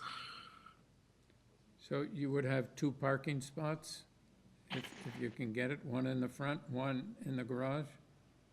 The desire is to ensure that a parking pad would be available for the homeowner, and whether or not that they would be using the garage. It's frankly a fairly tight driveway, so the question would be, depending on the vehicle type, whether or not the driveway would be a suitable access to the current parking placement.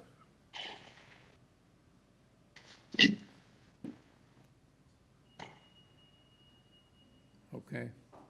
All right. Any other, is that here? Just a quick one. Given that variance number 5 is being deleted, and the change has been made to the purpose, does this affect the information in variance number 4 with regard to the landscaping, which I think Ms. Chan was trying to ask about? Well, I would be curious to understand if the transportation granted us the right to have that parking pad, it would essentially affect the front landscaping that would be on my client's property. So I'm curious to know whether or not it makes sense to seek out item number 4 in order to ensure that if we do get support from the city to allow for that front park pad, that we would have been granted the variance for the adjustment to the landscaping on the front property. So you need this 33% approval in case you get a parking pad and you're going to apply for it. Is that right? That's our desire. Okay, so we should leave it, because if you don't get it, you will have more front soft landscaping. Is that right? Correct. Like, our intent is not to obviously delete soft landscaping at the front if we aren't granted the front parking pad. But you need, at least, you need this approval in case you do get it, and that's what you want. And if you don't get it, then there's going to be more. And but you can. This is the worst scenario. 33%. Essentially. Okay. Thank you. Any other questions, Peter? Thanks, Chair. And sorry, it's another parking question, but if you're going to remove a variance 5, I just want you and us to be sure that you can actually access the garage in the back. I mean, with the patio, it looks like that turning radius is very, very tight. Like, are you confident that that would technically qualify as a parking space that can be accessed? Well, our desire is to ensure that we can do that. However, as it was mentioned earlier, if we were to maintain item number 5, where the no parking spaces will be provided, worst case scenario is that it would still meet the requirement, or at least it would be identified as legal and binding. Our intent is to ensure that there's at least a parking spot somewhere, whether it's at the back or on the front pad. So we will not be in a situation, but we want to make sure that for whatever reason, if it's challenging in the rear to be able to park in that garage, that we're not going to be forced to have a parking spot someplace. Excuse me. I'm sorry, I don't think your explanation answered Peter's question, because if the design such that the rear parking space is not accessible, it can't be an option. Means that you do not have parking at the rear. So it's the front is the option. Well, that, I guess, there's a bit of a contradiction there. So essentially, I think that we should we should just maintain item number 5 and seek that variance. I think you should keep number 5. Exactly. And leave the purpose as is.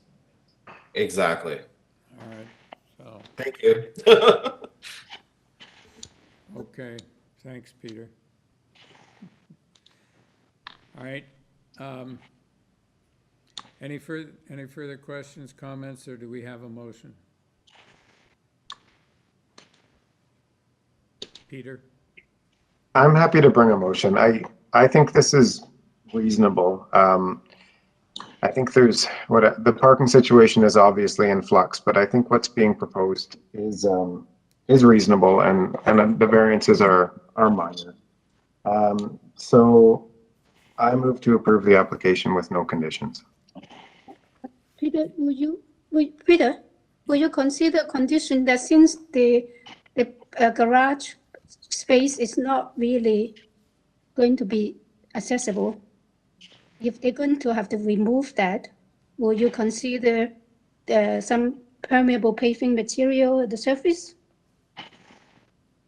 It's a mutual drive. Yeah. No, the part that to the garage. The paved portion in front of the garage? Yes, yes. Yeah, I think that's a good idea. I'm just not sure what would trigger that or how we could capture that in terms of process. Are you just saying tear up what's there and put permeable pavers No. in? What they actually have suggested in the purpose clause is that they're going to remove it. So I say that when it's removed, the what you call that, the surface will be paved, will be have permeable paving. Or soft yard, yeah. or soft landscaping. Yeah. Yes. So I have some concern about that. First of all, they're not sure they're not going to be able to park in the back. And second of all, they have no variance for soft landscaping in the rear. So I don't think that we have any mandate to ask them to increase above the requirement. And I don't think in this case, it's a very iffy situation. Everything's in flux, as Peter said. So I think we should not require permeable paving. Yeah, I agree. I think just because things are so fluid, and there are so many, like I assume you could get a smart car back in there, right? So that would technically probably qualify as a parking spot for a certain type of car. But I think it's better to not include that as a condition. All right, thank you. My motion is approval with no conditions. Okay. Larry, you second the motion? All in favor? Have your approval, sir. Thank you.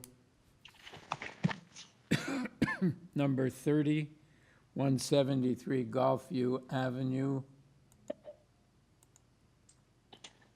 Yes, good afternoon. All right, just a minute, Mr. Rubinoff. For the purpose of the application to alter the existing two-story semi-detached dwelling by constructing a one-story front addition and the new front porch.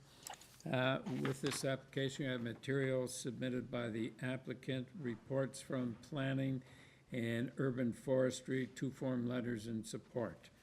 Mr. Rubinoff. Yes, good afternoon. It's Glenn Rubinoff, 18 Gloucester Lane, Toronto, Ontario. Yes, we're here today for this minor variance application for a one-story front addition. Okay, so Mr. Rubinoff, I don't think we need a presentation. Before I take it into committee, do you have anything you want to say? No, I think it's pretty minor in nature. It's fairly typical in the area to enclose the front porch, which is effectively what they've done here. Thank you. Panel, any questions, comments, or do we have a motion? Yim? Yes, I'd like to move for approval because, yeah, I agree the variances are minor, but with the planning condition that will, regarding variance number 2 tied to the drawings submitted.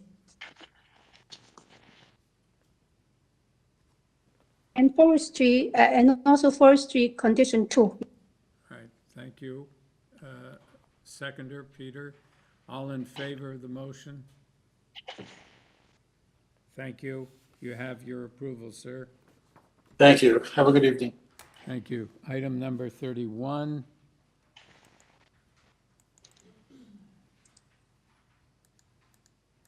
233 Clendenin.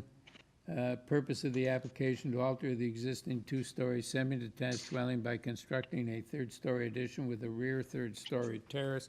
With this application, we have material submitted by the applicant, correspondence from Urban Forestry, and 6 form letters in support. Mr. Galbraith. Good afternoon. My name is Sean Galbraith. I'm a planner here on behalf of the application, 18 King Street East, Suite 1400. Right, so you better give us a short presentation because we have some opposition registered. Oh, okay. So what is proposed is a fairly straightforward and common third floor top-up. The existing front roof pitch is being maintained and extended. And I submitted a letter. There we go. You can sort of see there, it's the left half of the semi. And so that existing roof pitch will be extended up to create a third floor. There will be a dormer in that the front pitch. And then if you scroll down, please. There we go. So you can see it's only a small portion of the footprint of the building that will actually be 3 stories. It will have a deck behind it, but that deck will be set well back of the rear wall, providing ample opportunities for screening. I believe we have letters of support from both adjacent neighbors. The variances are entirely in keeping with the range that have been approved in the past in this neighborhood, and it's pretty typical of what the committee sees pretty much all the time, I would say. I'm happy to answer any questions that neighbors or yourselves have. Thank you. Mr. Hicks?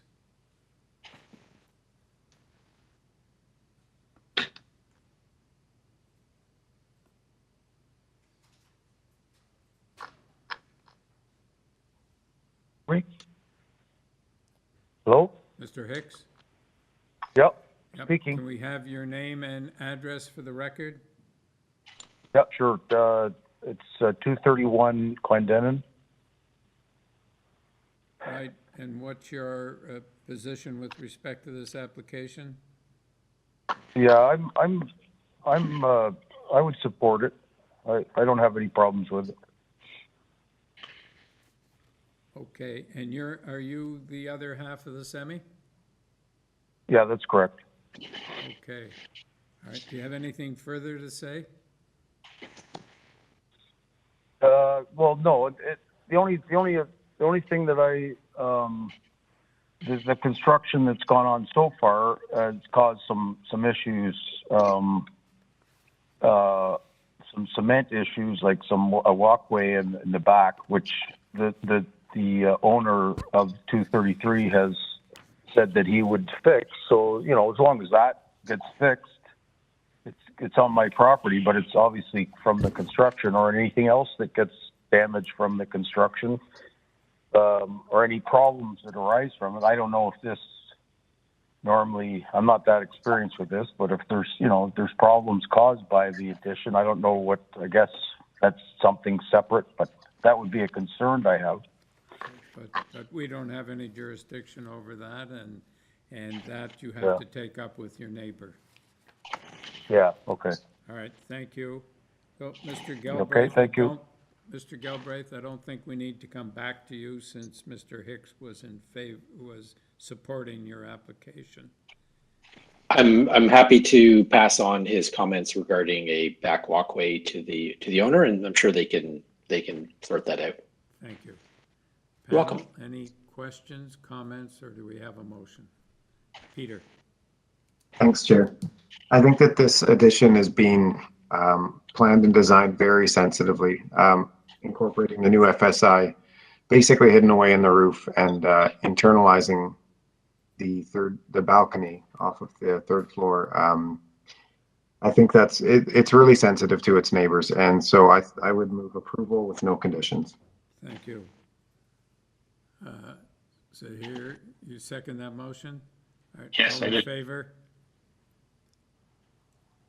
You have your approval, sir. Thank you. Item number 32, 34 Pickering Street.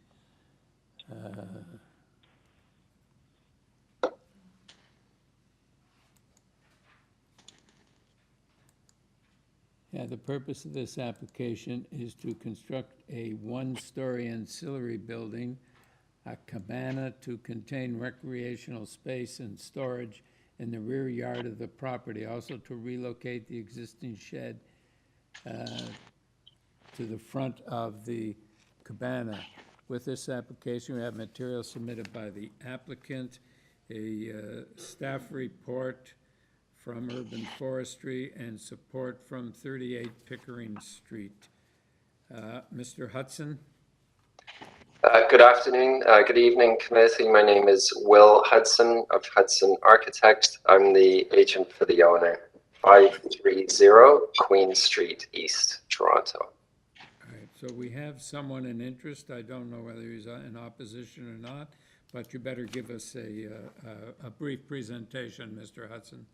Sure, it's pretty simple. My clients have a lovely home, not a huge one. It's 1,150 square feet, family of 4, 2-story. They're looking for a little bit of extra space on the property. They don't have a garage. I guess through COVID, they're looking for at least one home office space. So the cabana accessory structure will be used for that and for the kids as a hangout. The thought too is to take the existing garden shed that they have, pick it up, rotate it, and still keep using it for garden storage and sort of general household storage. So there is the neighbor to the north, 38, is in support. The neighbor to the south at 30 has an existing cabana structure. So I think there's this precedent for, I think the lot is unusually long. And I think the photos show that it can easily accommodate a fairly good sized cabana like the one that we've proposed. And also have the shed, and you still got almost an ice rink in distance between the shed and the back deck to the house. Okay, any questions, panel? Okay, good. Mr. Curtis?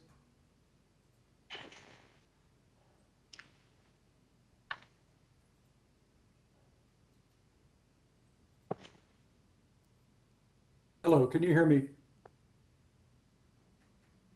Yes, we can hear you. Okay, thank you.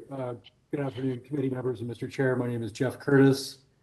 I live at number 30 Pickering Street in Toronto. I am the owner and resident of that property. My only interest in the application today is simply the ingress and egress from the worksite. My house is immediately to the south and next door to number 34, despite it being number 30, there is no 32.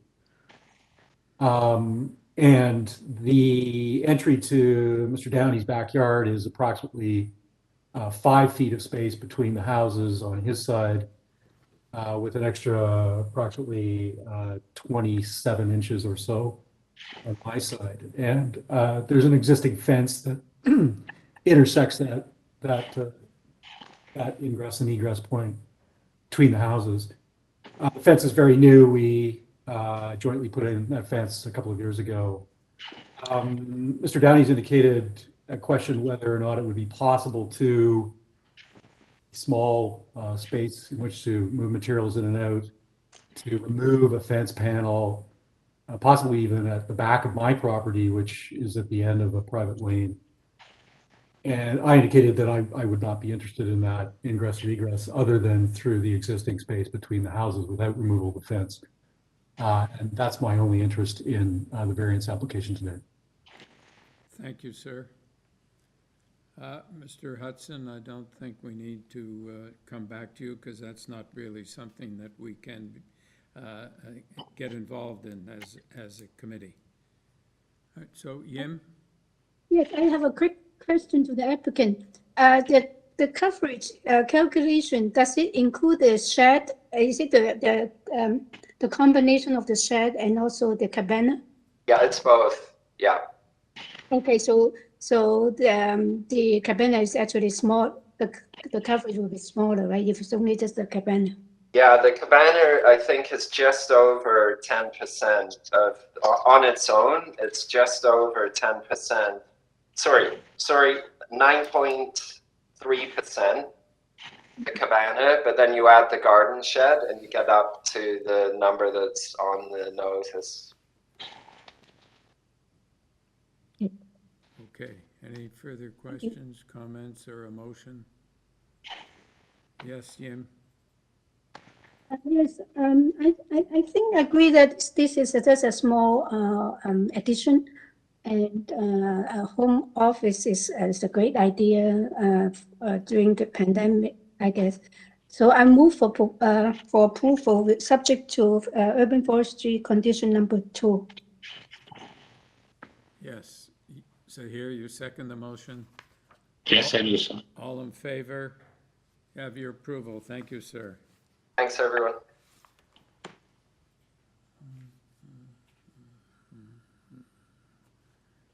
Next item, number 33, 429 Montrose Avenue.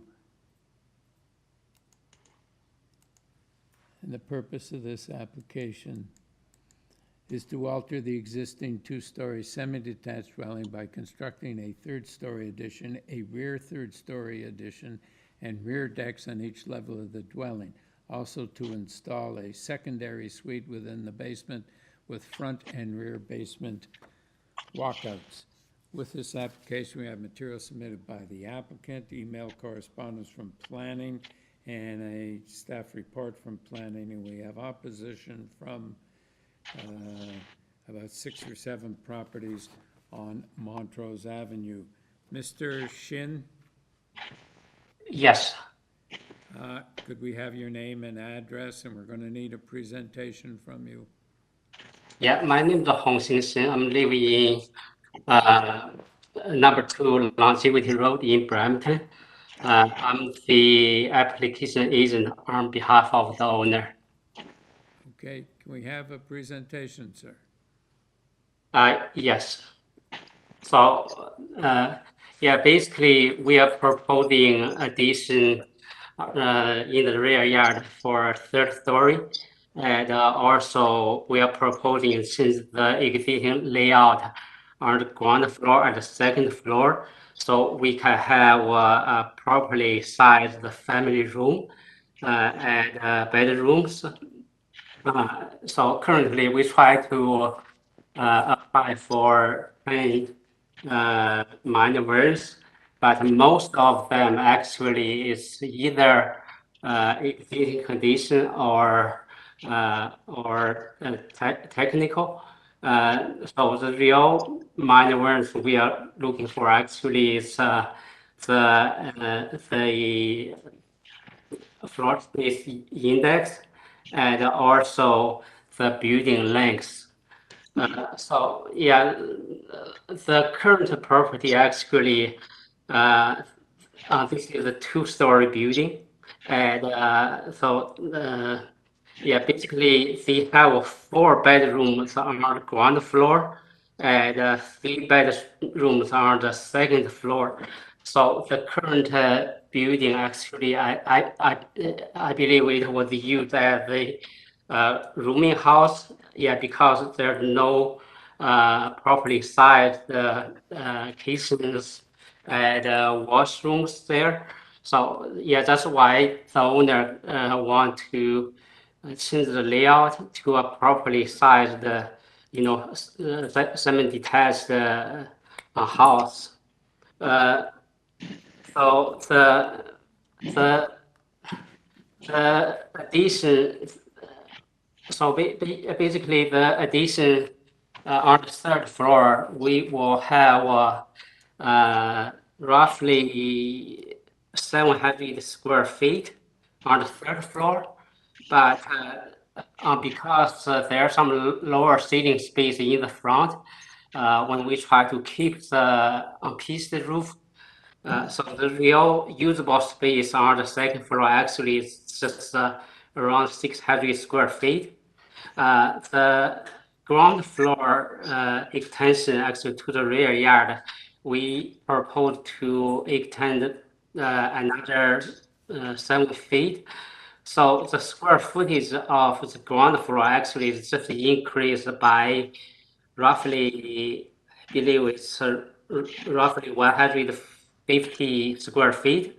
So the original square footage on the ground floor around 660 square feet. The new, so the new proposal, we will have 820 square feet is really, increase of 150 square feet. On the second floor, it's even smaller. So the new proposal will have 770 square feet. The existing actually is 694 square feet. It's just an increase of 80 square feet. Regarding the building height, actually, we don't really need the manual. So that's why we try to keep that under 10 meters. Now we are proposing 9.5 meters actually. Yeah, we worked with the city's community planner on this property. Yeah, based on her professional opinion, actually, we changed our proposal from the very beginning. So we deleted the front yard basement walkout, and also we provided setbacks on the second floor and third floor. Also, we will install privacy fence. Just try to respect the privacy of the neighbors. And also, I think the size of the new addition, it appears large, but I think it's more or less inconsistent with the previously approved floor space increase in this neighborhood. I believe it's anywhere between 1.0 to 1.2 had been approved recently. Yeah, I think that's it. Thank you, sir. Any questions, panel? Stephanie Peltz? Oh, Yim? yes, my question is that he mentioned that there's a revised zoning notice, but on that notice it's got 10 items, and on our notice, the agenda, it's only got 9, I think. I just like to know the differences. If you go to the revised zoning waiver, Yeah, thanks. Yeah, that's the one I believe. Just 10. Yeah, I think that's the one. Which one is correct? Yeah, I think the one with the 10 items, that's the correct one.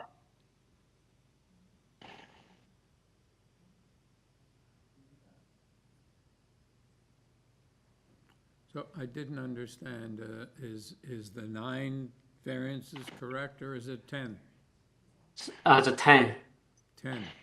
We only have 9.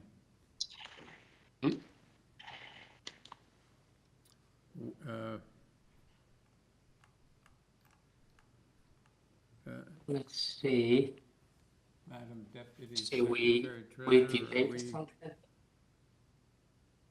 Through you, Mr. Chair, we're just looking at what is the extra variance?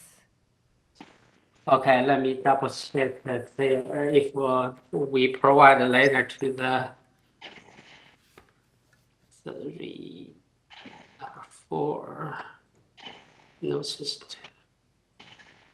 Through you, Mr. Chair, I think variance number 8 on our agenda has combined the side yard setback to the north and the south, whereas the waiver form split those two variances up. All right, so everything's in here. Yes, everything is in here. However, we should have the applicant go through the revisions because I believe he is removing variance number 1 and amending variance number 4. Yes. Okay, so number 1, Mr. Shin, is deleted. Yeah, we're not, yeah, we don't, I mean, we still need that variance. That's an existing condition. I mean, we don't really do any work in the front yard, but the existing condition actually kind of sort of soft landscape scaping. Yeah, that's why we require that variance. Sorry, through you, Mr. Chair, my correction. Variance number 1 should now read 52%, 1.77 square meters, whereas the notice went out to read 49.2% at 1.67 square meters. So he has increased the soft landscape All right, area. That's fine. And number 4, you said has to be amended? On the waiver form, it's showing, and the applicant can confirm this. Yes.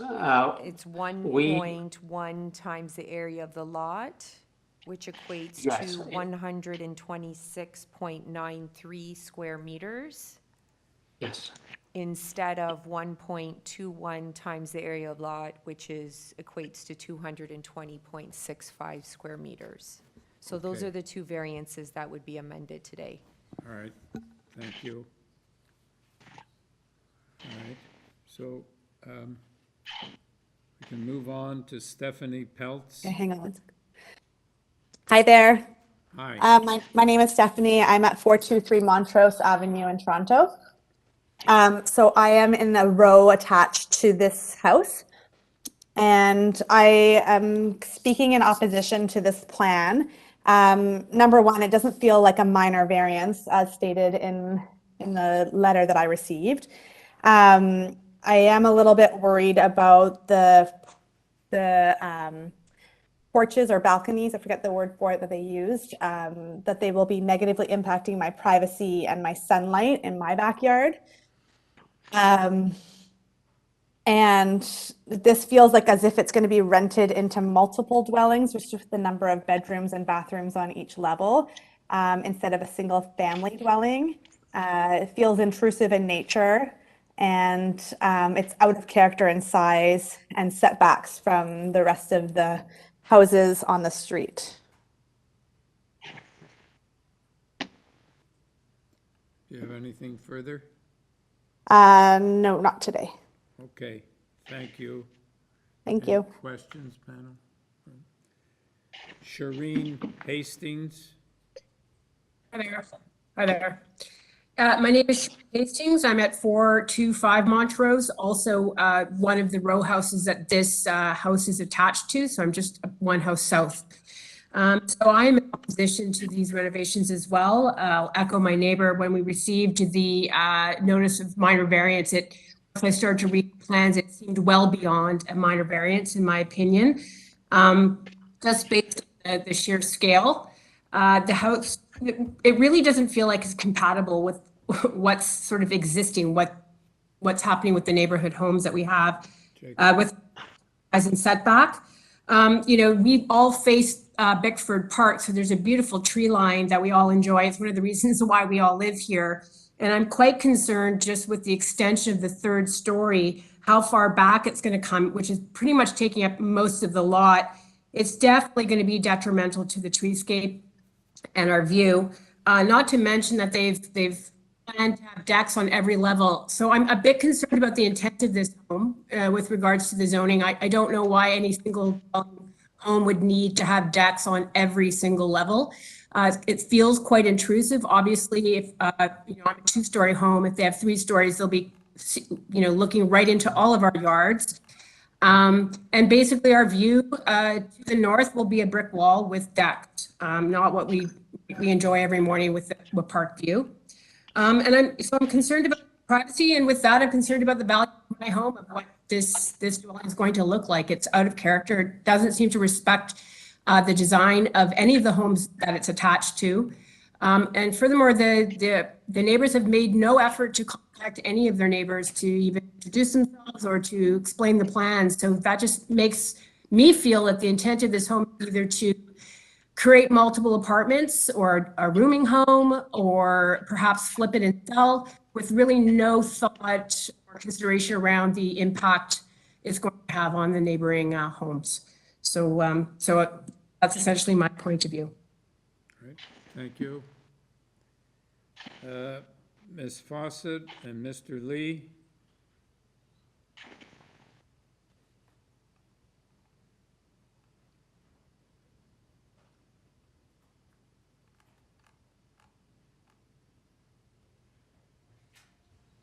Ms. Fawcett, can you hear us?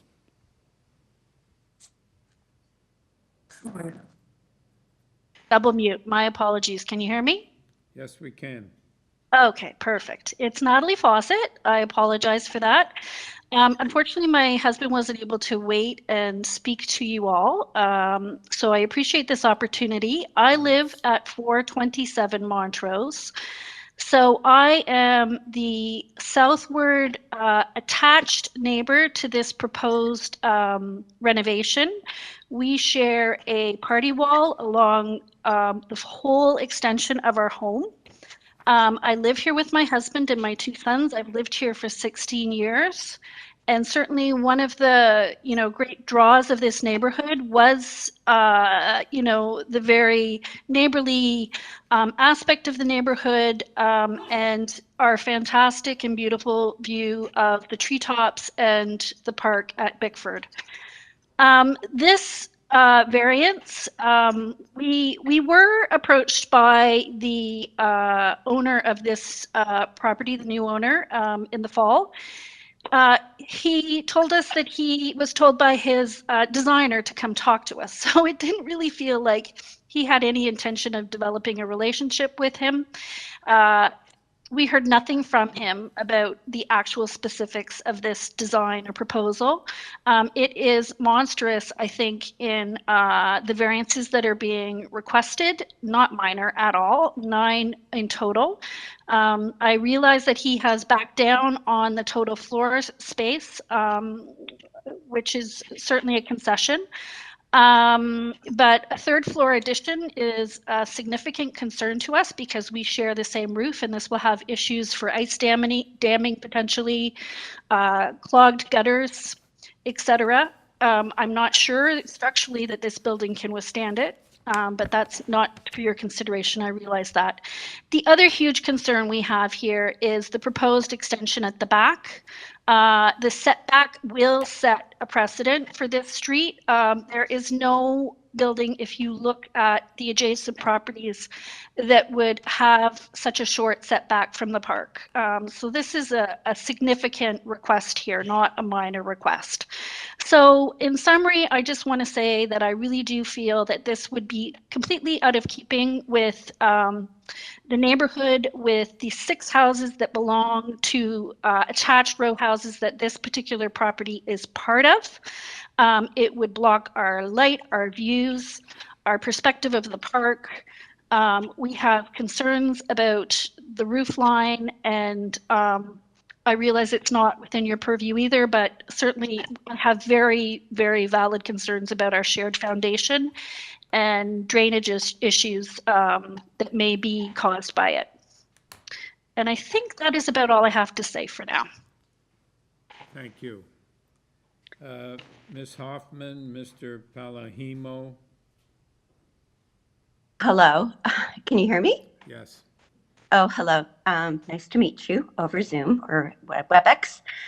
I live at 431 Montrose Avenue, the home of my daughter, Rose Chaikin, and my current partner, Ralph Palahimo. The proposed addition. can we have your name for the record, Oh, please? Susanna Hoffman. Forgot about myself. Thank you. Feeling rather emotional about this. We love our home. The proposed addition to 429 directly south of us will massively compromise our privacy. With their extension including windows and decks looming over us into our bedroom, bathroom, kitchen, patio, and garden. All of the other existing third floors of our neighbors follow the same line and maintain each other's privacy. That's the ones to the north that all have existing third floors. Those third floors are only windowed facing the garden and keep very, very clean lines in terms of decks and privacies into others' So, homes. Ms. Hoffman, I just wanted to ask Oh, if you're attached to this house or you're separate? Directly north, directly north, so they're 429 and I'm 431. But are you attached to it or are you Not separate? attached. We have a shared walkway. We're it's a very tightly knit neighborhood. Okay. And we have a shared walkway between our houses that's pretty tight, the size of a small gate. Being to the north, directly to the north of them, it brings me up to the point that the proposed addition will block our southern morning light. I think in terms of these houses, the direction of our views are generally to the south, and with this huge addition to the back, it will 100% block our light in the mornings to our home and our beloved garden, and our existing tree will basically have a wall against it. And it feels like it's going to turn our home into a dark tunnel. The proposed addition doesn't feel like a minor variance to me, since the house will be so much bigger than all the tightly fit neighboring houses of the same size lots.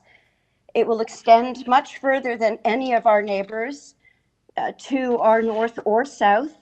We're currently set back from our neighbors to the north about 5 feet, which is manageable. And then 429 at the moment is about 8 feet out, and they're proposing another 20 feet. So basically, my home will be this dark tunnel, and my garden will have a wall to look out onto. Not only a wall, but a wall with windows. It's completely not in keeping with anything in the area, and with no understanding of our neighbors. I don't want to pit neighbor against neighbor, but it's like they have never, no one has ever come from 429 to ask of our opinion of this or be part of our neighborhood. And my partner, Rolf Palahamo, did do a rendering, which is quite terrifying, of the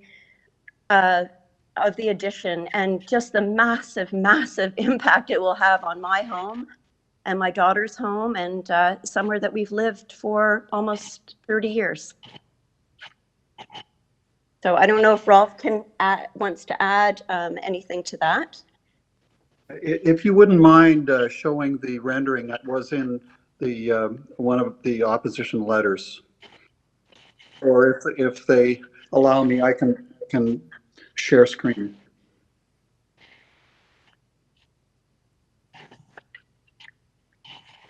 Okay, anyway, well, thank you for your time, though.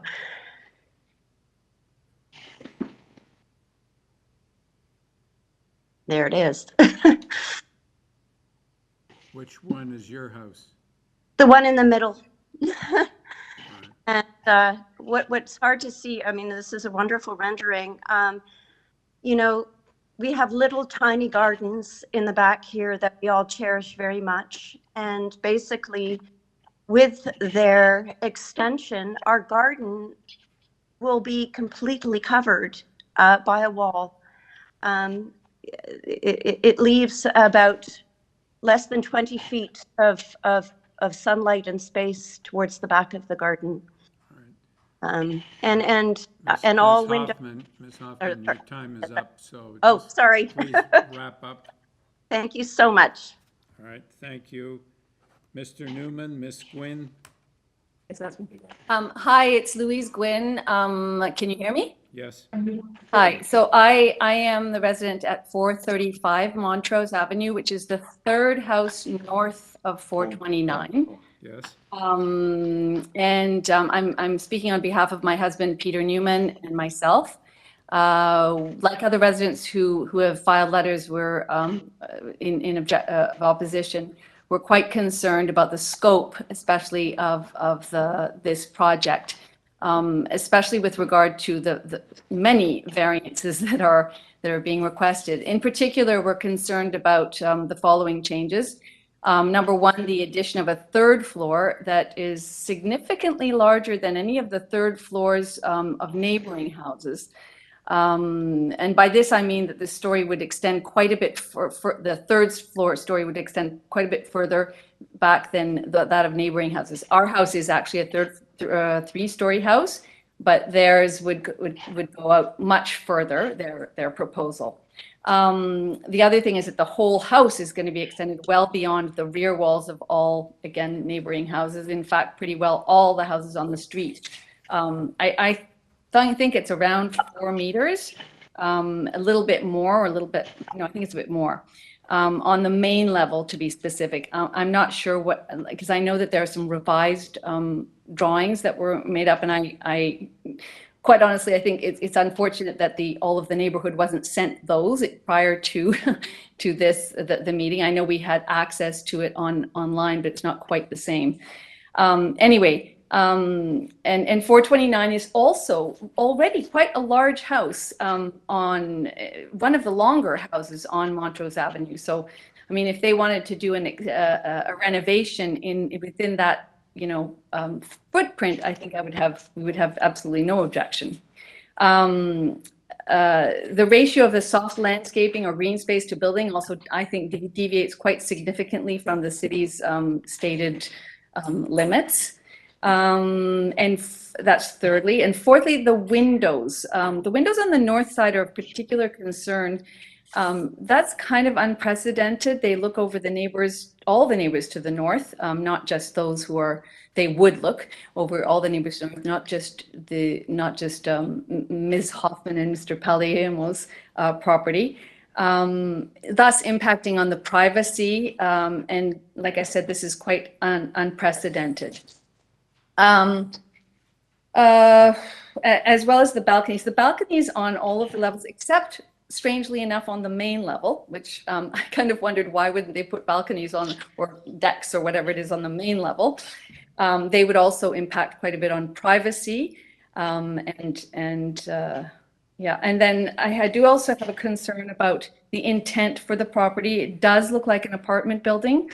The square footage is quite substantial. I mean, I consider my house to be quite spacious, and it does not extend nearly as far, not nearly as far as theirs does. And there's just. Finally, I just want to point out that other neighbors who have applied for variances have received approval, but they also sought to speak with the neighbors. And for example, our neighbors just to the south, so it's 433 Montrose, spoke to the neighbors, like specifically us and other neighbors, and adjusted their plans accordingly. Like I think they wanted to go out a few meters further than the adjacent houses, and decided, no, we're going to just keep it actually at the same level as adjacent houses.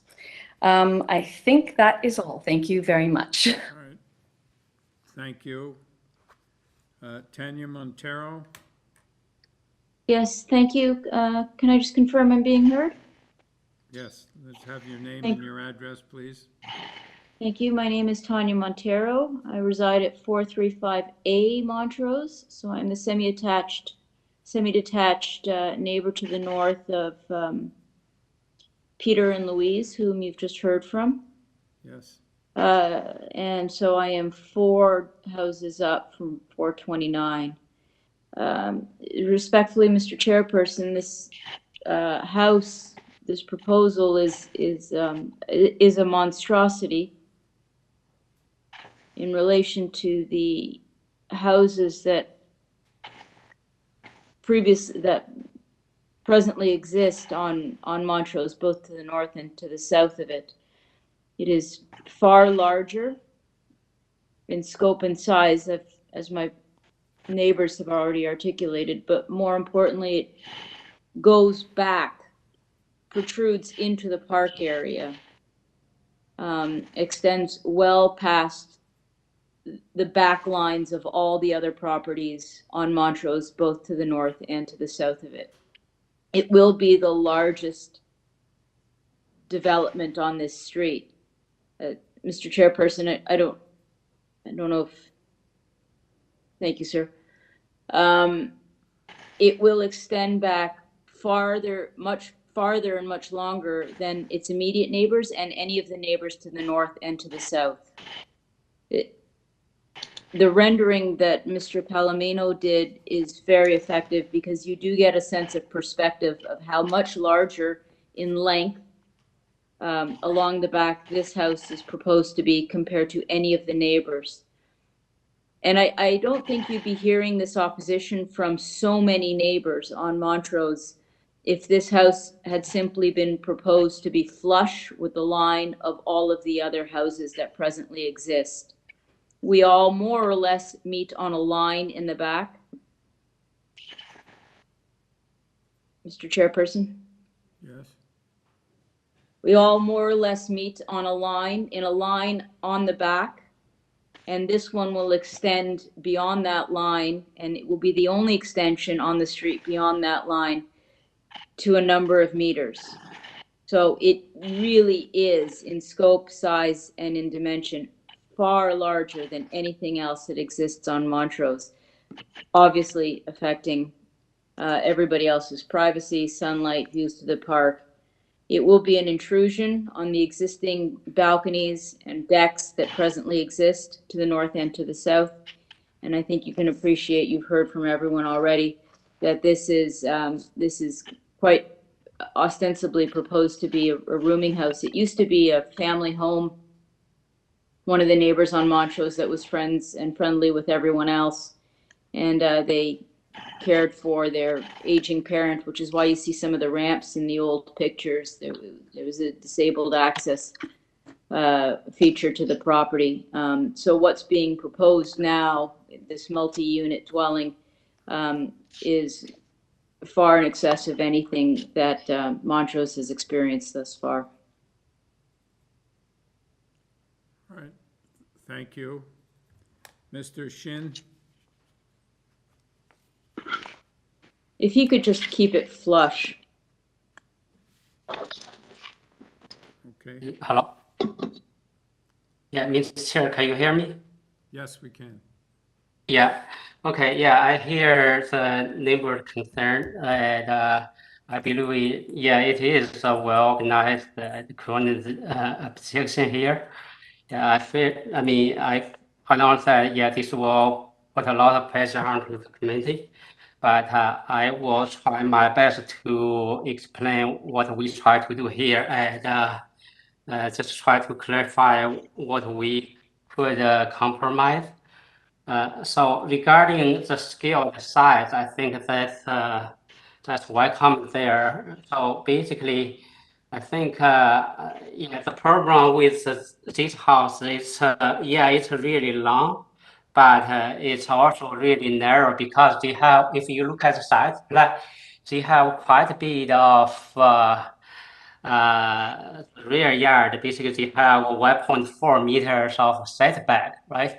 So the building is really narrow. When you try to have a proper kitchen, basically you don't have too much choice. You have to go a little bit further. If you look at the floor plans, you will see that.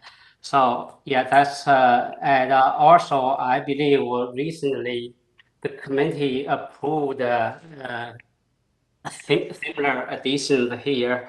For example, on February, I mean, that's January 12th this year, I think we have 449 Montrose Avenue approved. It's roughly 1.1 FSI. And also back in 2021, basically last year, a year ago, FSI kind of approved between anywhere 1.1 to around that number. In this neighborhood, basically, I think the 131 30th Avenue recently approved 1.25 FSI. So the size, we also discussed the size with the city planner. I think it's not really a big concern. The big concern actually is the building setbacks and privacy, which we follow the planner's recommendation. We propose setback, and also we propose the privacy screens, right? That's what we did regarding the size and scale of the building. And regarding the comments, multiple, apartment or rooming house, I think it's on the other side, actually. If you look at the existing floor plans, they have 4 bedrooms on the ground floor with really small bedroom. On the second floor, they have 3 bedrooms. It's really crowded. So what we are proposing, actually, we don't have any bedrooms on the ground floor. We have large living room, properly sized kitchen. And on the second floor, we have 3 bedrooms. On the third floor, we just have 1 bedroom, right? So I just don't really understand the neighborhood concern regarding multiple apartment. So, and also, we try to keep the style of this building with the neighbors. Basically, we are not proposing much change to the front elevation. We just added, the space we require for the on the third floor in the rear yard. If you look at the proposal we are suggesting there, we don't really have too much room there because we just add 600 square feet for a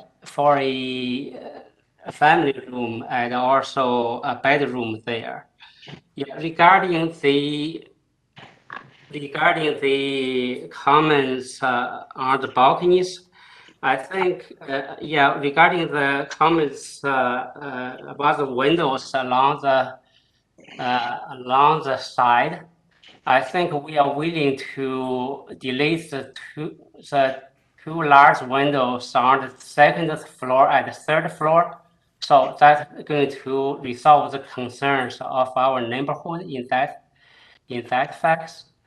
And also regarding the balcony on the second floor, I think we are prepared to delete that balcony. The third floor balcony, actually, that's really required by building code, because when you have a third floor, actually, you have a secondary unit on the basement, you will need an exit. Typically, you have an exit from the stairs, and then you would require to have a balcony exit just in case of fire. That's why we propose that. Mr. Shin, your time is up, so please wrap up. Okay. Yeah. So can I just explain the rendering from my neighbor?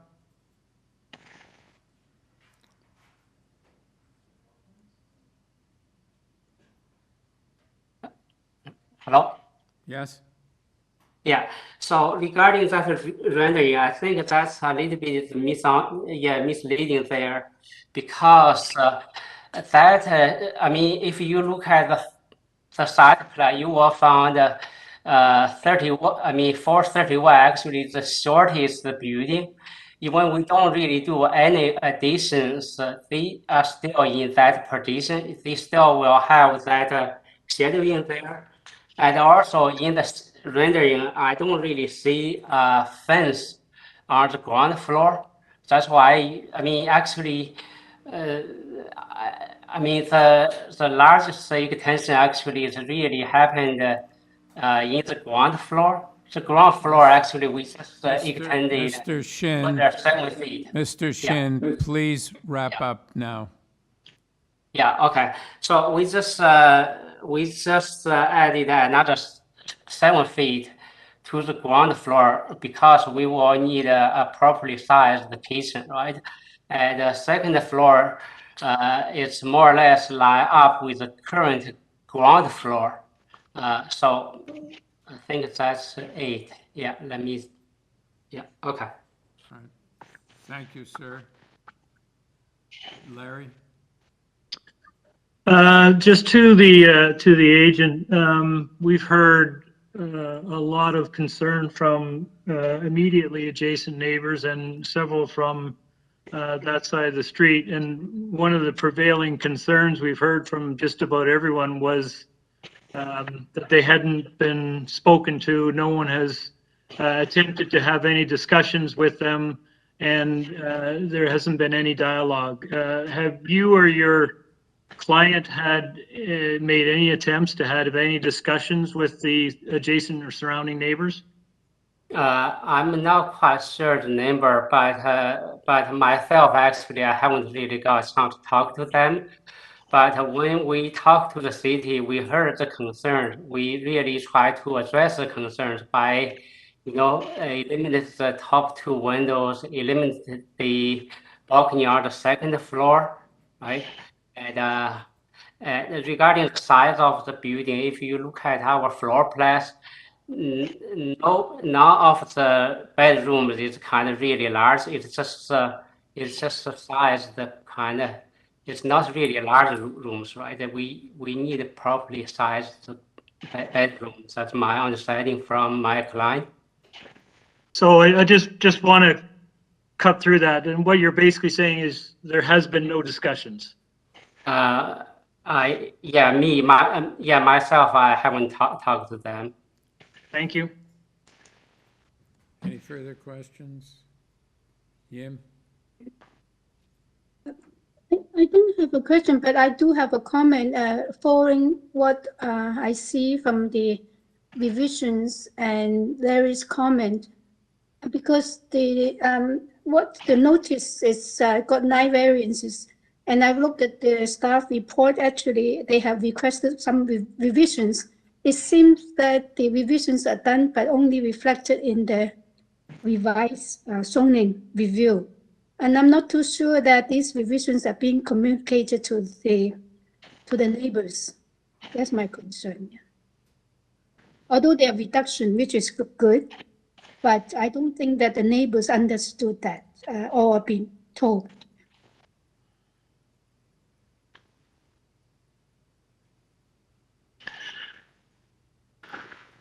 But do the revisions address the neighbors' concerns of? I think their biggest concern was length. No, the length hasn't been reduced on the ground floor, except that I think they have managed to step it back on the second and the third floor. And if you look at what I'm trying to say is, if we're going to make any decision, it should be based on the revised zoning only, not the notice. So here, did you have a question? Yeah, I was looking at the both listening to the concerns of neighbors, as well as the particularly the neighbor who presented the rendering. If that rendering is reasonably accurate, it does present quite a problem for that particular family. Not only are they going to be in tremendous shade, but in addition, they've got windows that they have to contend with. And I think the agent said something about either removing the windows or doing something about them.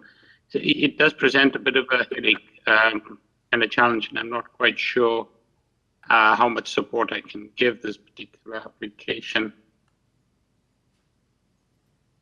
Because, so Yes, here, yeah. that's my question too. Is that the rendering is done based on the notice which it's called a higher FSI. The FSI has been revised, and whether it will improve from the rendering, I do not know. I'm not too sure. How much is the new FSI, Yim?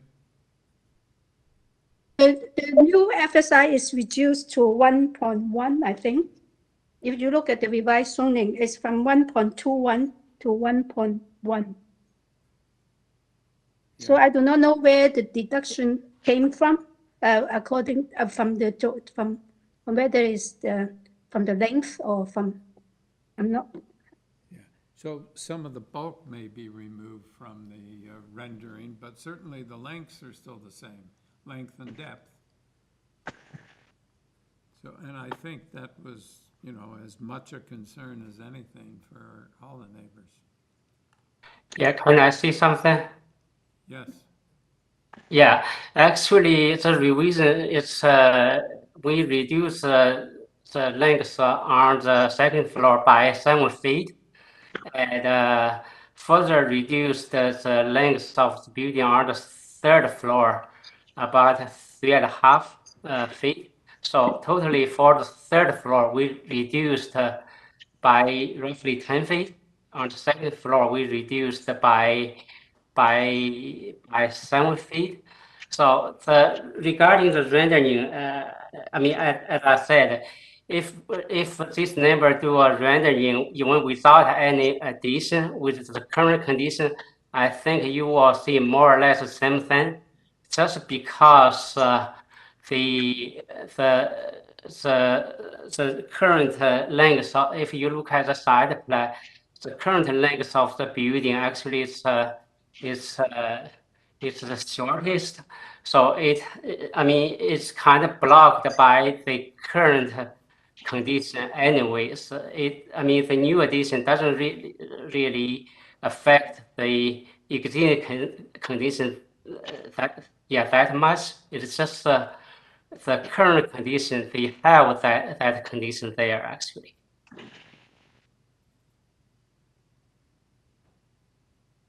I'm just trying to decipher this. So does that mean, in essence, that the first floor addition is the same length, but the second and third are stepped back a little bit from the original proposal? Is that correct? We reduce the building length on the second floor and the third floor. The ground floor, if you look at the floor plan, so basically we have stairs and then we have a kitchen. It's not really large kitchen, and then we have. No, I don't need an explanation. I'm sorry to interrupt you. I'm just trying to get clear what the situation is. So the ground floor length has not changed. Yeah, we reduced from second to third floor. Second, okay, that's great. Thank you. Yes, yeah, thank you.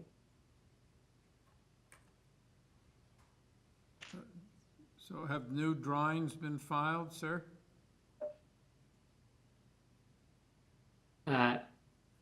Yes, I believe so.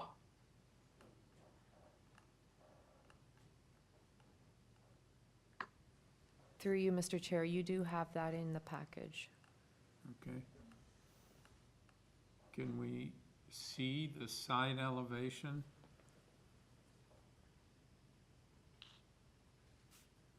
Staff is just putting that up on the screen now.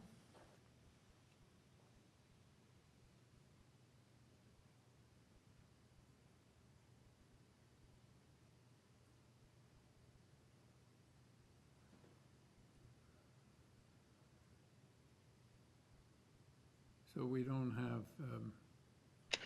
So, we don't have the neighboring properties. So, Mr. Chairman, can I ask a question through you? Yes. Can we ask this question, that whether these revised drawings and elevations are sent out in the notice?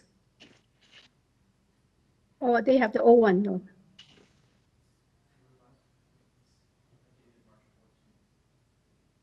They wouldn't have been sent out with a notice if they're dated March 14th, I wouldn't think. Through you, Mr. Chair, no, they weren't sent out. Yeah.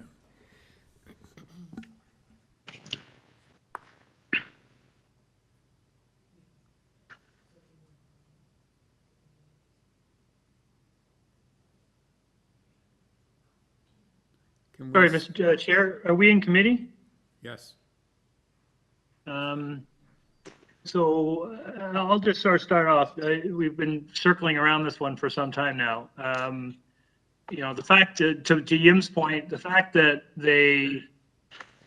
these revised drawings haven't been sent out to the neighbors again is just reinforces the fact that there hasn't really been any kind of dialogue or discussion between the proponent and the adjacent neighbors. And I think that from my perspective, that underpins my concern in a major development such as this, where you're attached to several row homes. I think it's incumbent upon an applicant to have serious discussions about what they're proposing and have that kind of dialogue before they bring forward an application. So in the context for me, this is the length, it's just too much house for a neighborhood that is clearly concerned about the size of the houses. It does have a fairly dramatic impact on the immediate attached semi and the house to the north. I just think in the context of not having any kind of dialogue that could have maybe satisfied some of those concerns, I just don't think from my perspective that I can support this application. So yes, Yim. Yes, I think maybe I take a sort of a slightly different position, but I do echo various concerns. And I think that it's very disappointed to see that there's no communication, especially to the public, in terms of the accurate notice and also revised drawings. But my position is that the applicant seemed to have made an effort to work with the planning, and that's why it resulted in some reduction of the proposal. So my position, whether I do not know whether I can get support, is to defer the case so that they might have a chance to talk to the neighbors and have proper notice and revised drawings. This is only a suggestion. It's a deferral rather than refusal here. So can we see the rendering of the neighbor? Because I want to, my impression is that the reductions that they made, be it to floor space index or length of the second and third floors, wouldn't make that much difference. Well, I can see that the second floor went back 7 feet, which is 2 meters or so. That still would extend quite far beyond the house next door. And the third floor, 3 meters or 3.5 feet or something like that, not even a meter, wouldn't make all that much difference. So, and the reduction in the floor space index, we don't know where it came from, but even assuming that it's a little smaller, I don't think it's small enough to make a substantial difference. I don't know about a deferral. So Sahir, did you have a comment, a question or a comment? No, just that perhaps if I was just following up on Ian's comments about possibly thinking of a deferral. Short of a deferral, it's an application that I find very difficult to approve. You find it what? Difficult to approve. Yeah. Peter, did you have any insight? Yeah, I don't have much to add. I'm not supportive of the application. I think there's obviously been some effort by the applicant to respond. And I mean, this is the response, right? I mean, the initial proposal with the basically 3-story straight block back was obviously way too much. And I think this is still too much. And it's unfortunate. I think that with a bit more design, they could have widen the back instead of going as deep as they have. But I'm not in support of a deferral. I think we've heard a lot, and I think we can render a decision. I'll just weigh back in. I'm not really in support of a deferral either. I think there's nothing stopping them from starting from scratch with the advice and the comments they've heard from committee today, and coming back at a later date. I think a deferral may not result in a substantially changed application. So I'm prepared to move a motion to refuse this application. As amended? As amended, yes. All right. So Yim, did you have something to say before we vote? Since my suggestion not supported, I agree that for refusal. Yeah, I cannot support it as it is. Okay. So Larry, you have a motion. Do we have a seconder for Larry's motions here? Okay. All in favor of the motion to refuse? Your application's refused, sir. Thank you. Number 34, 1567 Dundas Street West. Yes, good evening, Mr. Chair. Just a minute, Good evening, sir. committee. Sir, can you just wait till I introduce this?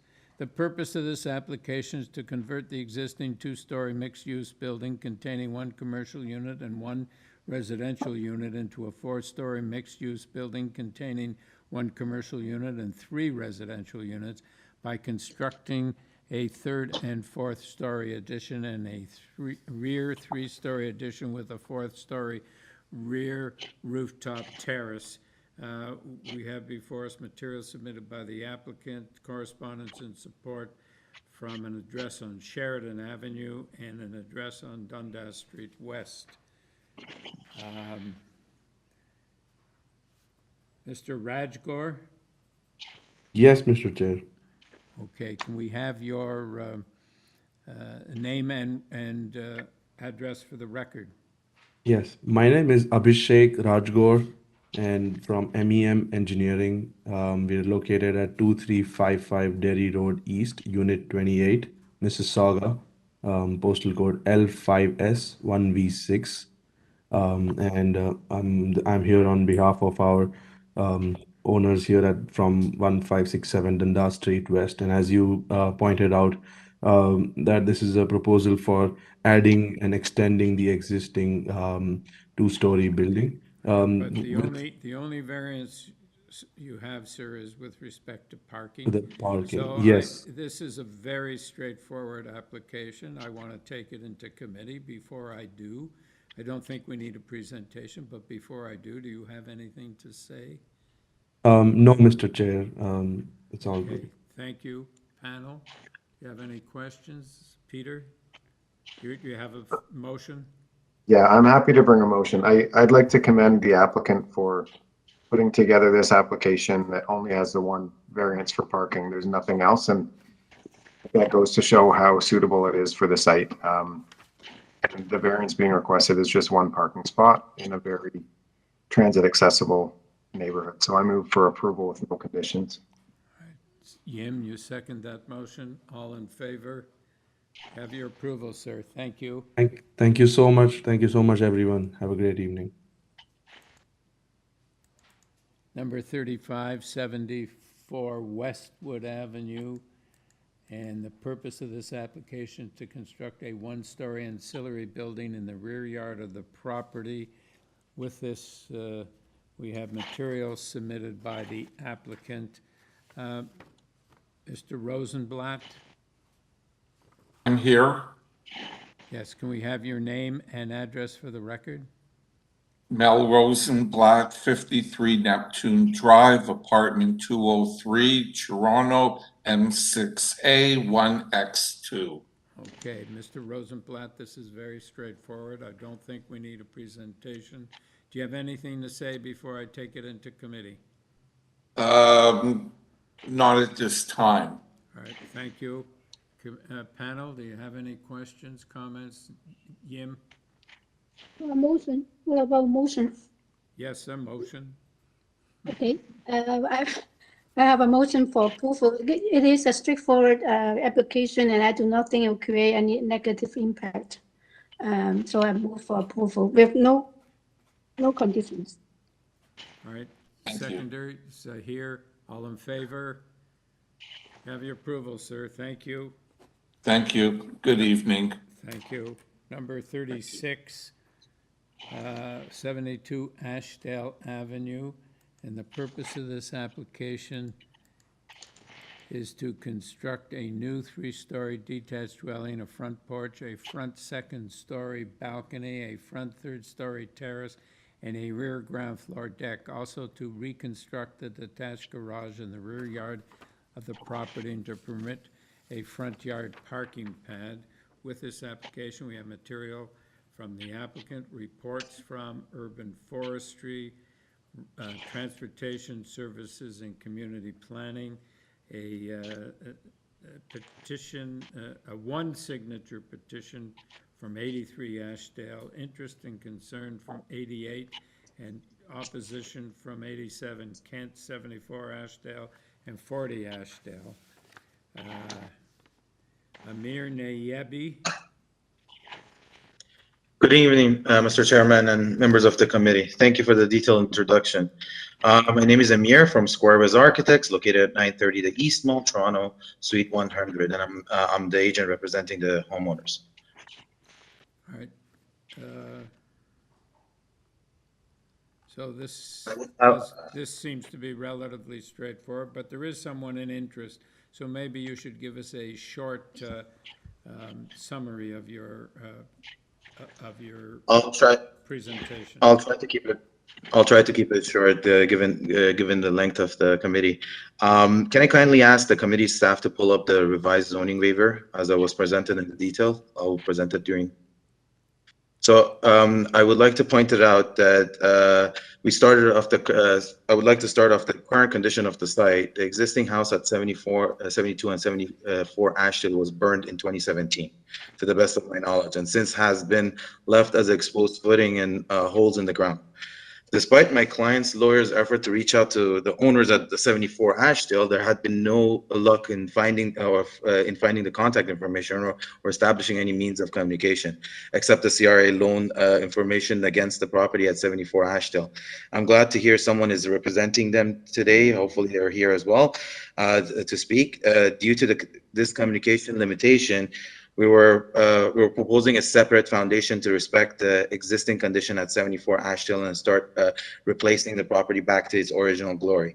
I do like to point out that the proposal is no longer for a 3-story, and after a discussion with the city planners, we have reduced it to 2-story and adhered to all the comments, which resulted in their full support of the application and eliminated the concerns from forestry as well. So just a minute, sir. We have to change the purpose to say construct a new 2-story detached dwelling and eliminate the front third-story terrace? The front third-story terrace is eliminated as well. That's correct. Yeah. Are there any variances changed as a result? That is the one I'll be presenting shortly. Out of 10 variances, 5 has been eliminated.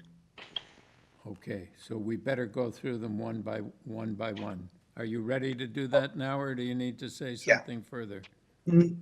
I was just going to get to this to the next part. I was just going to discuss it architecturally for people that might be here opposing, so they can understand it a little bit better, and then we'll go through the variances. All right, go ahead.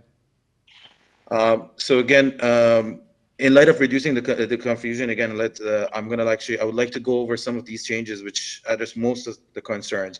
Proposal from 3-story was reduced to 2-story. Overall FSI was reduced from 1.38 times the lot area to 1.04. I would like to point out that this includes portion of the garage. So it was a 34% decrease. Overall height was reduced from 10.3 meters to 7.9. The size of the deck at the rear was reduced to eliminate the setbacks and increase the soft landscaping at the rear from 19% to 38%, which eliminated the portion of variance 1 and eliminated variance 6 entirely. and the proposed front driveway parking spot was eliminated, which addressed like the front landscaping as well as like variances 8, 9, and 10. So if you wanted to go over to starting from like variance 1, we can actually just go speak to it, each one of the variance changes. Yes, please. So this essentially this variance had another portion. Can I actually bring the zoning waiver just to like better comparison? That would be, yeah.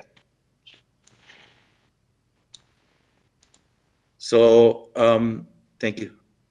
So out of this item number 1, the proposed rear deck has been eliminated, which reduced the impact on this variance. Variance number 2 was entirely eliminated. Just a minute. Number 1. So the last sentence, the rear deck will be located, is that eliminated? That's the portion. That's correct. Yeah, so is there anything else in here? See, on the first line, it says a platform without main walls such as a deck. Oh, no, that's not, so Sorry. that's not the deck you're Through talking you, about. Mr. Chair, the front third-story terrace will be located. The second last sentence. Yeah. That's correct. Does that need to be removed out. as well? All right, so those last two sentences are deleted? I do want to actually point out it was unclear from the zoning examining whether or not the item 3 referred to the balcony on the 3rd floor or balcony on the 2nd floor. It seems like they have another item for 2nd floor front balcony. So if that was referring to the 3rd floor balcony, that would also be eliminated. Yeah, well, it says 3rd story. Oh, I do apologize. Yes, Okay, so that should have been eliminated. those last two sentences in variance number 1 are deleted. That's correct. All right, number 2. Number 2 is entirely eliminated. Okay, number 3. Sorry, just bear with me 1 second. I was actually referencing it back to that. If we can actually, switch back on that, that would be great. Number 3 has been reduced from 10 meters to 7.94. Which still stands for the 7.5 meters that is required.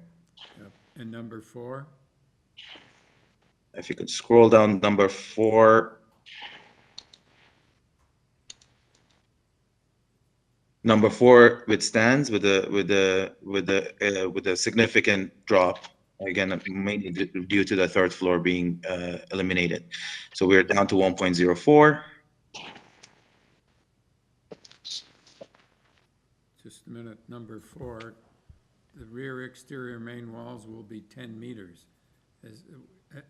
Is that changed? The items from the revised zoning waiver that you submitted and the items listed on the actual agenda package variances don't correlate. So you can see here from the screen that item 4 has to do with the height of the exterior main wall. But the zoning waiver that you submitted, item 4, is for FSI. Okay. That's correct. That's what, so. Through you, Mr. Chair, if I can just go through it and the applicant can confirm whether or not it's correct. Okay. So let's go back to variance number 3. It's the height of the front exterior main walls will be 7.94 meters. That's correct. Variance number 4, the height of the rear exterior main walls will be 7.94 meters. That's correct. Number 5, the new dwelling will have a floor space index equal to 1.04 times the area of the lot, which is 139.5 square meters. That is correct. Variance number 6 remains as is. Mm-hmm. Variance number 7, in this case, 38% at 14 square meters of the required rear yard landscaping will be maintained as soft landscaping. That's correct, which eliminates this item. So we remove variance number 7, sorry. That's correct. That needs to be removed. Variance number 8 will now read, in this case, 66% at 11.77 square meters of the required front yard landscaping will be maintained as soft landscaping. Correct. Variance number 9, are you removing this? That has been front- removed, front so yard as number parking 10. space, okay? And then variance number 10. This is under bylaw 438-86.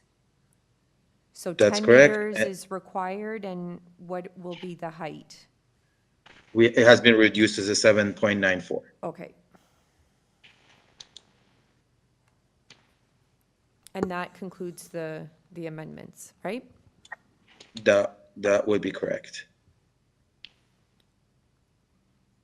Okay. So just one last check. There was another variance that was like referring to height, and that I think it was item number 3. That would also be eliminated. I just wanted to make sure because we started from 7. Sorry. Sorry, no. Item number 2. Item number 2. 2, the new dwelling will That's have a height of. That is also have been eliminated. Number 2 is removed, yes, we have that noted. That's correct. Okay. Thank you, sir. Stephen Young? Yeah, Yim, before I get to Yes, Stephen Young? I actually have a question about the revision. So this revision will affect the forestry advisory comment and conditions, right? That's correct. It's in support. Again, main item that triggered forestry was the fact that we were proposing a driveway in front, which has been eliminated in the new proposal.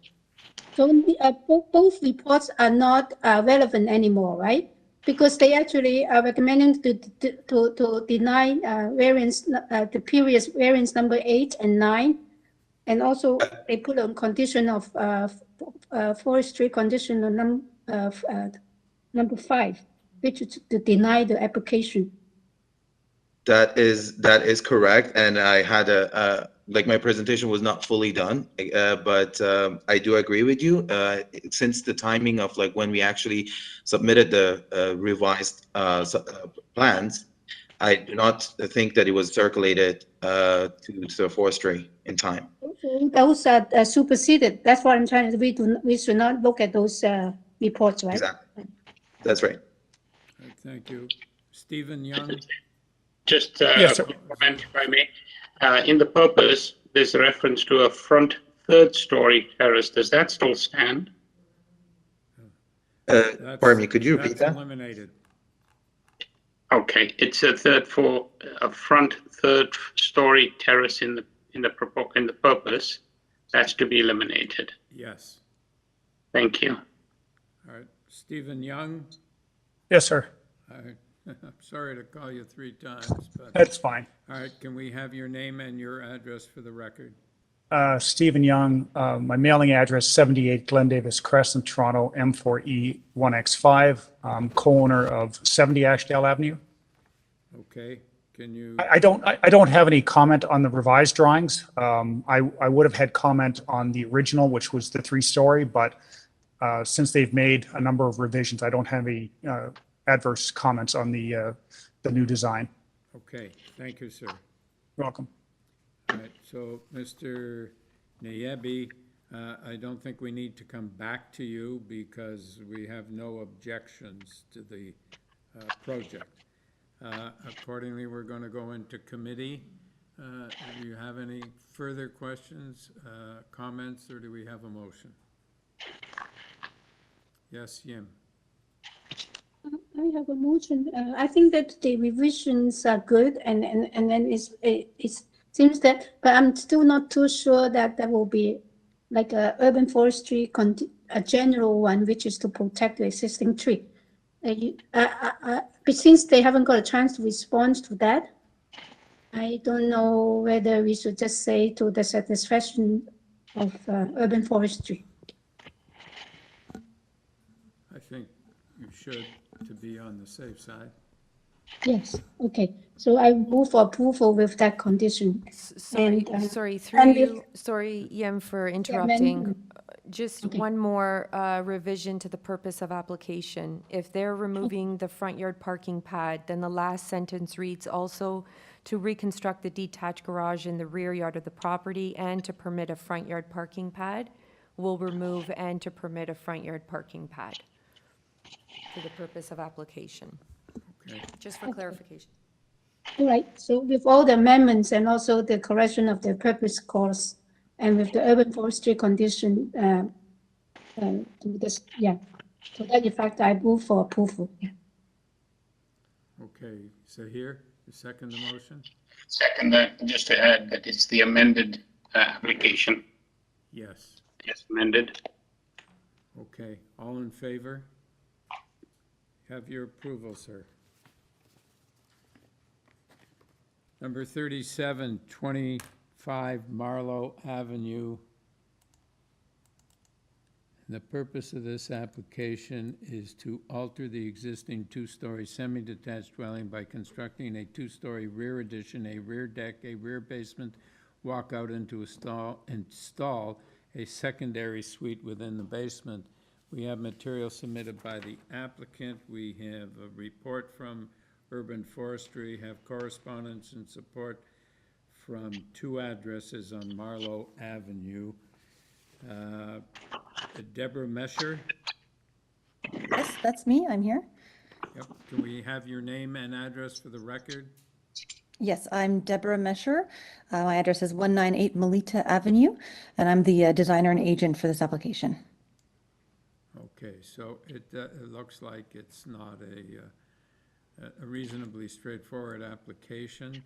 So we're going to take it into committee. Do you have anything, comments you want to make before we take it into committee? No, not unless you want a presentation. No. All right, thank you.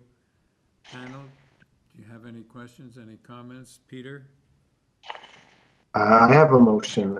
I think this is a very reasonable and restrained addition to a house. The variances being requested to allow it are small, and I think the impacts on the neighbors in the neighborhood be minimal. So I move approval subject to urban forestry condition 2. Seconder? So here, all in favor? You have your approval, thank you. Number 38, 47 Rainsford Road. And the purpose of this application is to alter the existing two-story detached dwelling containing 2 dwelling units by constructing a 3rd-story addition. We have material submitted by the applicant and 3 form letters in support. Mr. Dang? Yep. Hi, Mr. Chair. My name is Oliver Dang, and I am at 155 Evelyn Avenue, representing my clients. Okay, so again, this is straightforward, and I don't think we need a presentation. Do you have anything to say before I take it into committee, sir? No, I do not. All right, thank you. Panel, do we have comments or a motion? Is that here? Thank you, Mr. Chair. As you quite correctly said, this is a fairly straightforward application, and I'd like to move approval of the application. I believe there's a forestry number 2 condition attached to this particular application. I don't have a note of the forestry condition. Sorry, I beg your pardon. There are no conditions on this one. Right, okay. Seconder, Yim, all in favor? Have your approval, thank you. Thank you very much. Number 39, 2048 Danforth Avenue. And the purpose of this application is to alter the existing 2-story mixed-use building by constructing a new partial 3rd-story addition with a 3rd-story deck. We have material submitted by the applicant and correspondence from Heritage Planning. And Amanya Java Deepur. Hi, yes, I'm the owner of the building and I represent myself. Thank you, Chairman, and thank you for the committee. So I just want to see, do we need to present or are there any questions for us? Okay, panel, do you have any questions for the agent? Yes, here. Just a question with regard to the deck on the 3rd floor. I can't quite see it, but there'll be no objections. this is the front of the property, not the rear. No, this is the back of the property. So as you can see on the site plan, the front of the property is to your right side. So the third story partial addition sits at the back of the existing building. So the footprint lines up with the back of the existing footprint. And the new deck sits, I think, about 9 meters back from the front of the property. So just so that you know, we have already discussed it with Heritage, and they had no opposition to this prior to submitting. Their concern was that if somebody across the street is looking at this property, they would not see the deck or the new addition, which they do not. We have submitted sections that show that. And they had no concerns with this because in our previous renovation that we had done a few years ago, we actually enhanced and kept the existing brick facade. So we just changed the existing windows to new insulated windows, and we have been respectful to the streetscape for this property. Thank you. Thank you. All right, any further questions, or do we have a motion? Chair, I'm happy to move a motion on this one. I think it's a reasonable proposal. It's on a major arterial route. It adds additional residential accommodation into an area which sorely needs it. And I'm happy to move a motion to approve with no conditions. All right, seconder. Yes, Peter. All in favor? You have your approval. Thank you. Number 40, 67 Montrose Street. Purpose of the application: alter the existing 2.5-story semi-detached dwelling by enclosing the existing front porch. We only have material submitted by the applicant, Louis Bahana.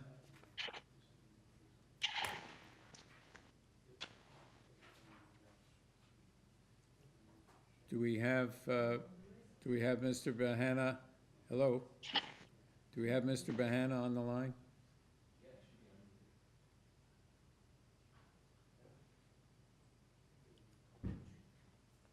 Mr. Bahana, are you there?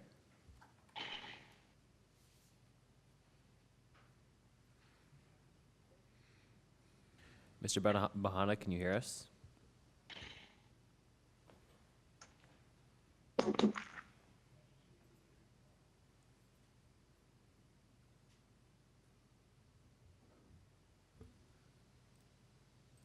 Mr. Bahana, we're going to give you a call on the cell phone you registered with.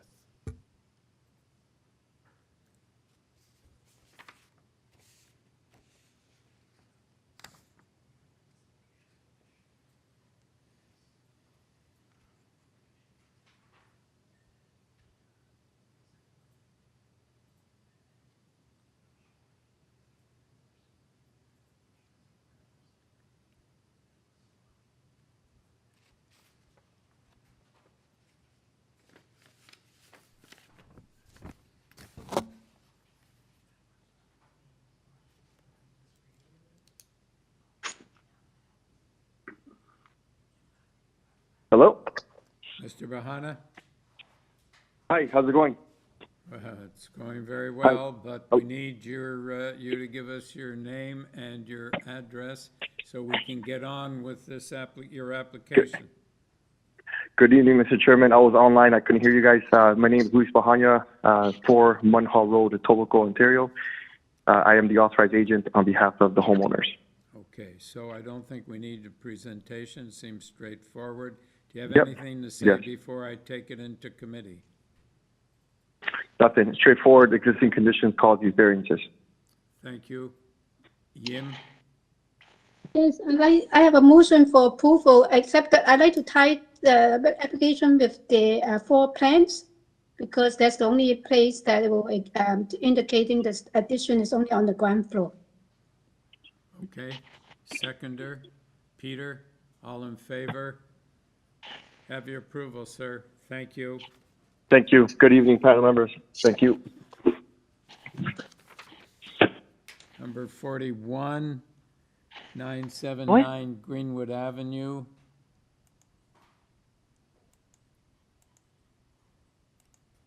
Hello? Just hang on, please. Purpose of this application to alter the existing two-story semi-detached dwelling by constructing a two-story rear addition with a new rear ground floor deck and a new rear basement walkout. With this application, we have material submitted by the applicant, correspondence, support from Leroy Avenue, and 26 form letters in support from properties on Greenwood and Leroy. Mr. Cadell? Kedai. Kadai. Oh, there's an I, not an L. Okay, Kadai. Can we have your name and your address, sir? Yep, my name is John Kedai, 44 25th Street, Etobicoke, and I am the agent for the client. Okay, so it looks straightforward, sir. I'm going to take it into committee. Before I do you have anything to say? Nope. All right, thank you. Panel, do you have any, Peter? I'm happy to bring a motion. I think that this is a minor request, and the fact that there are no length or depth or setback variances being requested, I think shows that the applicant has made some effort to fit into the neighborhood context. The variances are small and few, so I move approval of the application with no conditions. All right, seconder, Zahir, all in favor? Have your approval, sir. Thank you.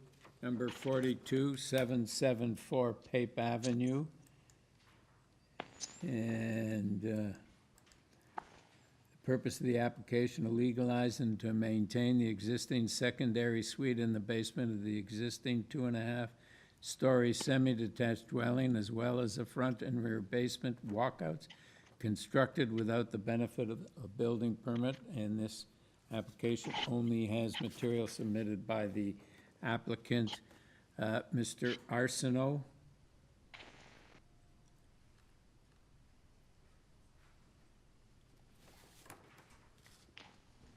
Mr. Arsenault, can you hear us?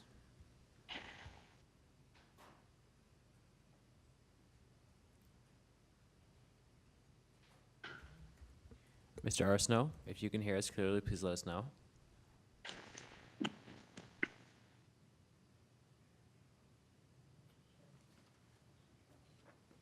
Mr. Arsenault, are you there?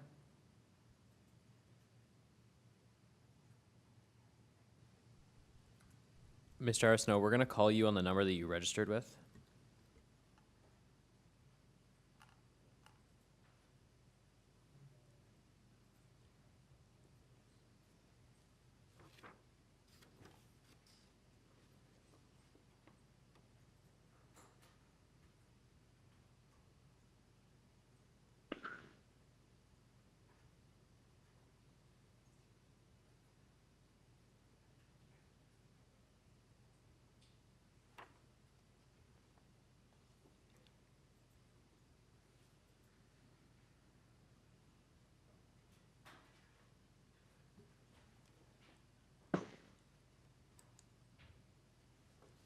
Hello?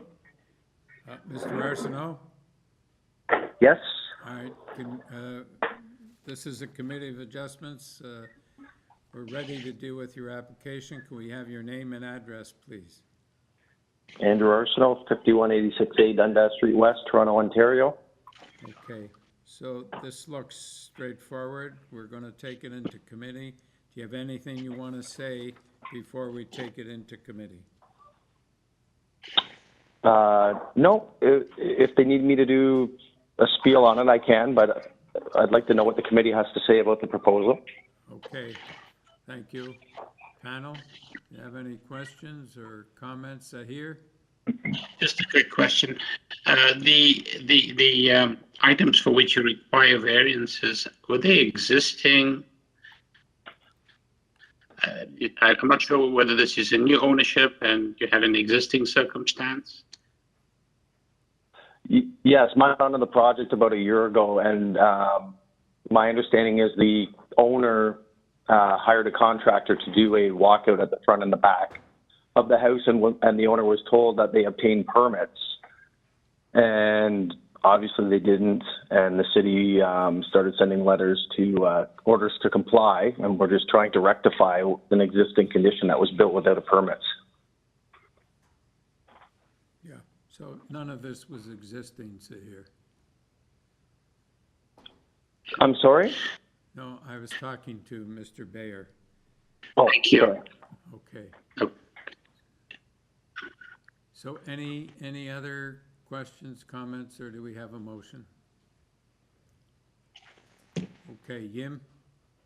Yeah, I can for the motion for approval, because I think they, even though they build without permit, which is not a good thing, but I think the proposal is in keeping with the neighborhood, and I have no problem supporting it. And right, I don't so- think there's any conditions either. No conditions. Larry, you're seconding it? All in favor? You have your approval, sir. Thank you. Number 4327 Warland Avenue. And the purpose of this application is to alter the existing two-story detached dwelling by constructing a rear one-story addition.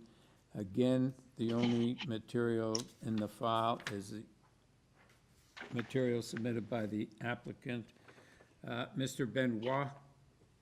Hello, my name is Anne Lorenz. I'm representing Dennis Benoit of Home Additions, 126 Westminster Avenue. All right. Well, this is very straightforward. This may contend, Larry, for the most straightforward application of the day.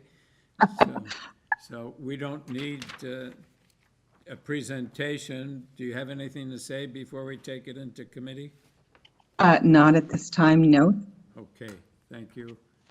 Thank you. Larry? I feel, Chair, that I have to bring this one home now. I'll move approval of this application with no conditions. All right, second, Sahir, all in favor? Have your approval, thank you. Thank you very much. Number 44, 120 to 141 Vaughan Road. And the purpose of this application is to construct a 15-story mixed-use building with 3 levels of underground parking. The development is also subject to site plan control application file number 19243559 STE 12 SA, which is currently under review. With this application, we have materials submitted by the applicant. We have reports from community planning and transportation services and urban forestry, in opposition from Vaughan Road and one from Maplewood. Mr. Morris? Sorry, through you, Mr. Chair, this is the last item, and the applicant is requesting deferral. We did receive very late comments from Councillor Matlow supporting the applicant's request for deferral, as well as community planning. So is Mr. Morris here, or? Good evening. David Morse of Bousfields Inc., 3 Church Street, Suite 200. Yeah. So you're asking for a deferral, sir? Yes, we are asking for a deferral in order to rectify an error in the PPR zoning notice. We've been in contact with the zoning examiner, who confirmed that there was an error in the PPR zoning notice, and we are working with them to update the PPR so that we have a correct list of variances. Okay, so we will go to the opponents and see how they feel. Helen Borofsky. Hi, this is Helen Borowski. I'm at 143 Vaughan Road. Do you and object? Do you yeah. object to the deferral? Can I ask a question before I answer? Well, I don't know. Go ahead. So the letters that have been submitted that express concerns. So we're having trouble hearing you. Could you speak directly into your mic? Can you hear me now? Yes, we can. Okay. Good evening. I'm just wondering if all the letters that have been submitted that are expressing concerns about this development have been read by anybody? Committee members? Well, that's not a Or- very flattering question. No. If you've been listening all day, you will understand that we take this very seriously and spend a lot of time preparing for these meetings. So, yes, they've all been read. Okay, I apologize, did not mean to insult anyone. It's just that my letter in particular, I have a concern about possibly a 15-story building being built right up against. Ms. Borowski, we're not dealing with the merits of the application at this time. We're dealing with a deferral. Do you support a deferral or do you oppose it? I oppose it. Okay. Christine Borowski? Yes, I'm here. Yes. Can we have your name and address for the record? Christine Borowski, 145 Vaughan Road. Okay. Do you support the application for deferral or do you oppose it? I also oppose it. All right. Thank you. Teresa Borowski, 93 Maplewood. Yes, Teresa Borowski at 93 Maplewood. I also oppose the deferral. All right, thank you. So panel, the opponents oppose the application, the deferral, but Mr. Morris says it has to be corrected. Yes, Jim? Yeah, follow that comment. If it's an error, I think that is automatically deferral, right? They have to correct those, whatever is going to be corrected. Yeah, it's not just for these opponents, but it's for everybody that received the notice. They have to get a proper notice, so. Yes, that's what I thought is, I thought, yeah. You're quite I thought it's automatic. So Yeah. do you want to make a motion? Yes, I'd like to make a motion for deferral so that the errors that in this notice will be corrected. Yeah. All right, seconder? Yes, Larry. All in favor of deferral? So here, you have your deferral, sir. Thank you. And that's the entire agenda 658. Yeah, 658.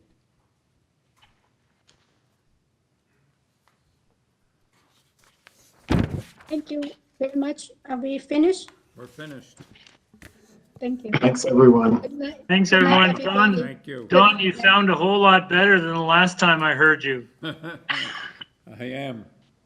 Good night, Good for Don. you. I had Thank you. pneumonia. Oh, is that what it was? Yeah.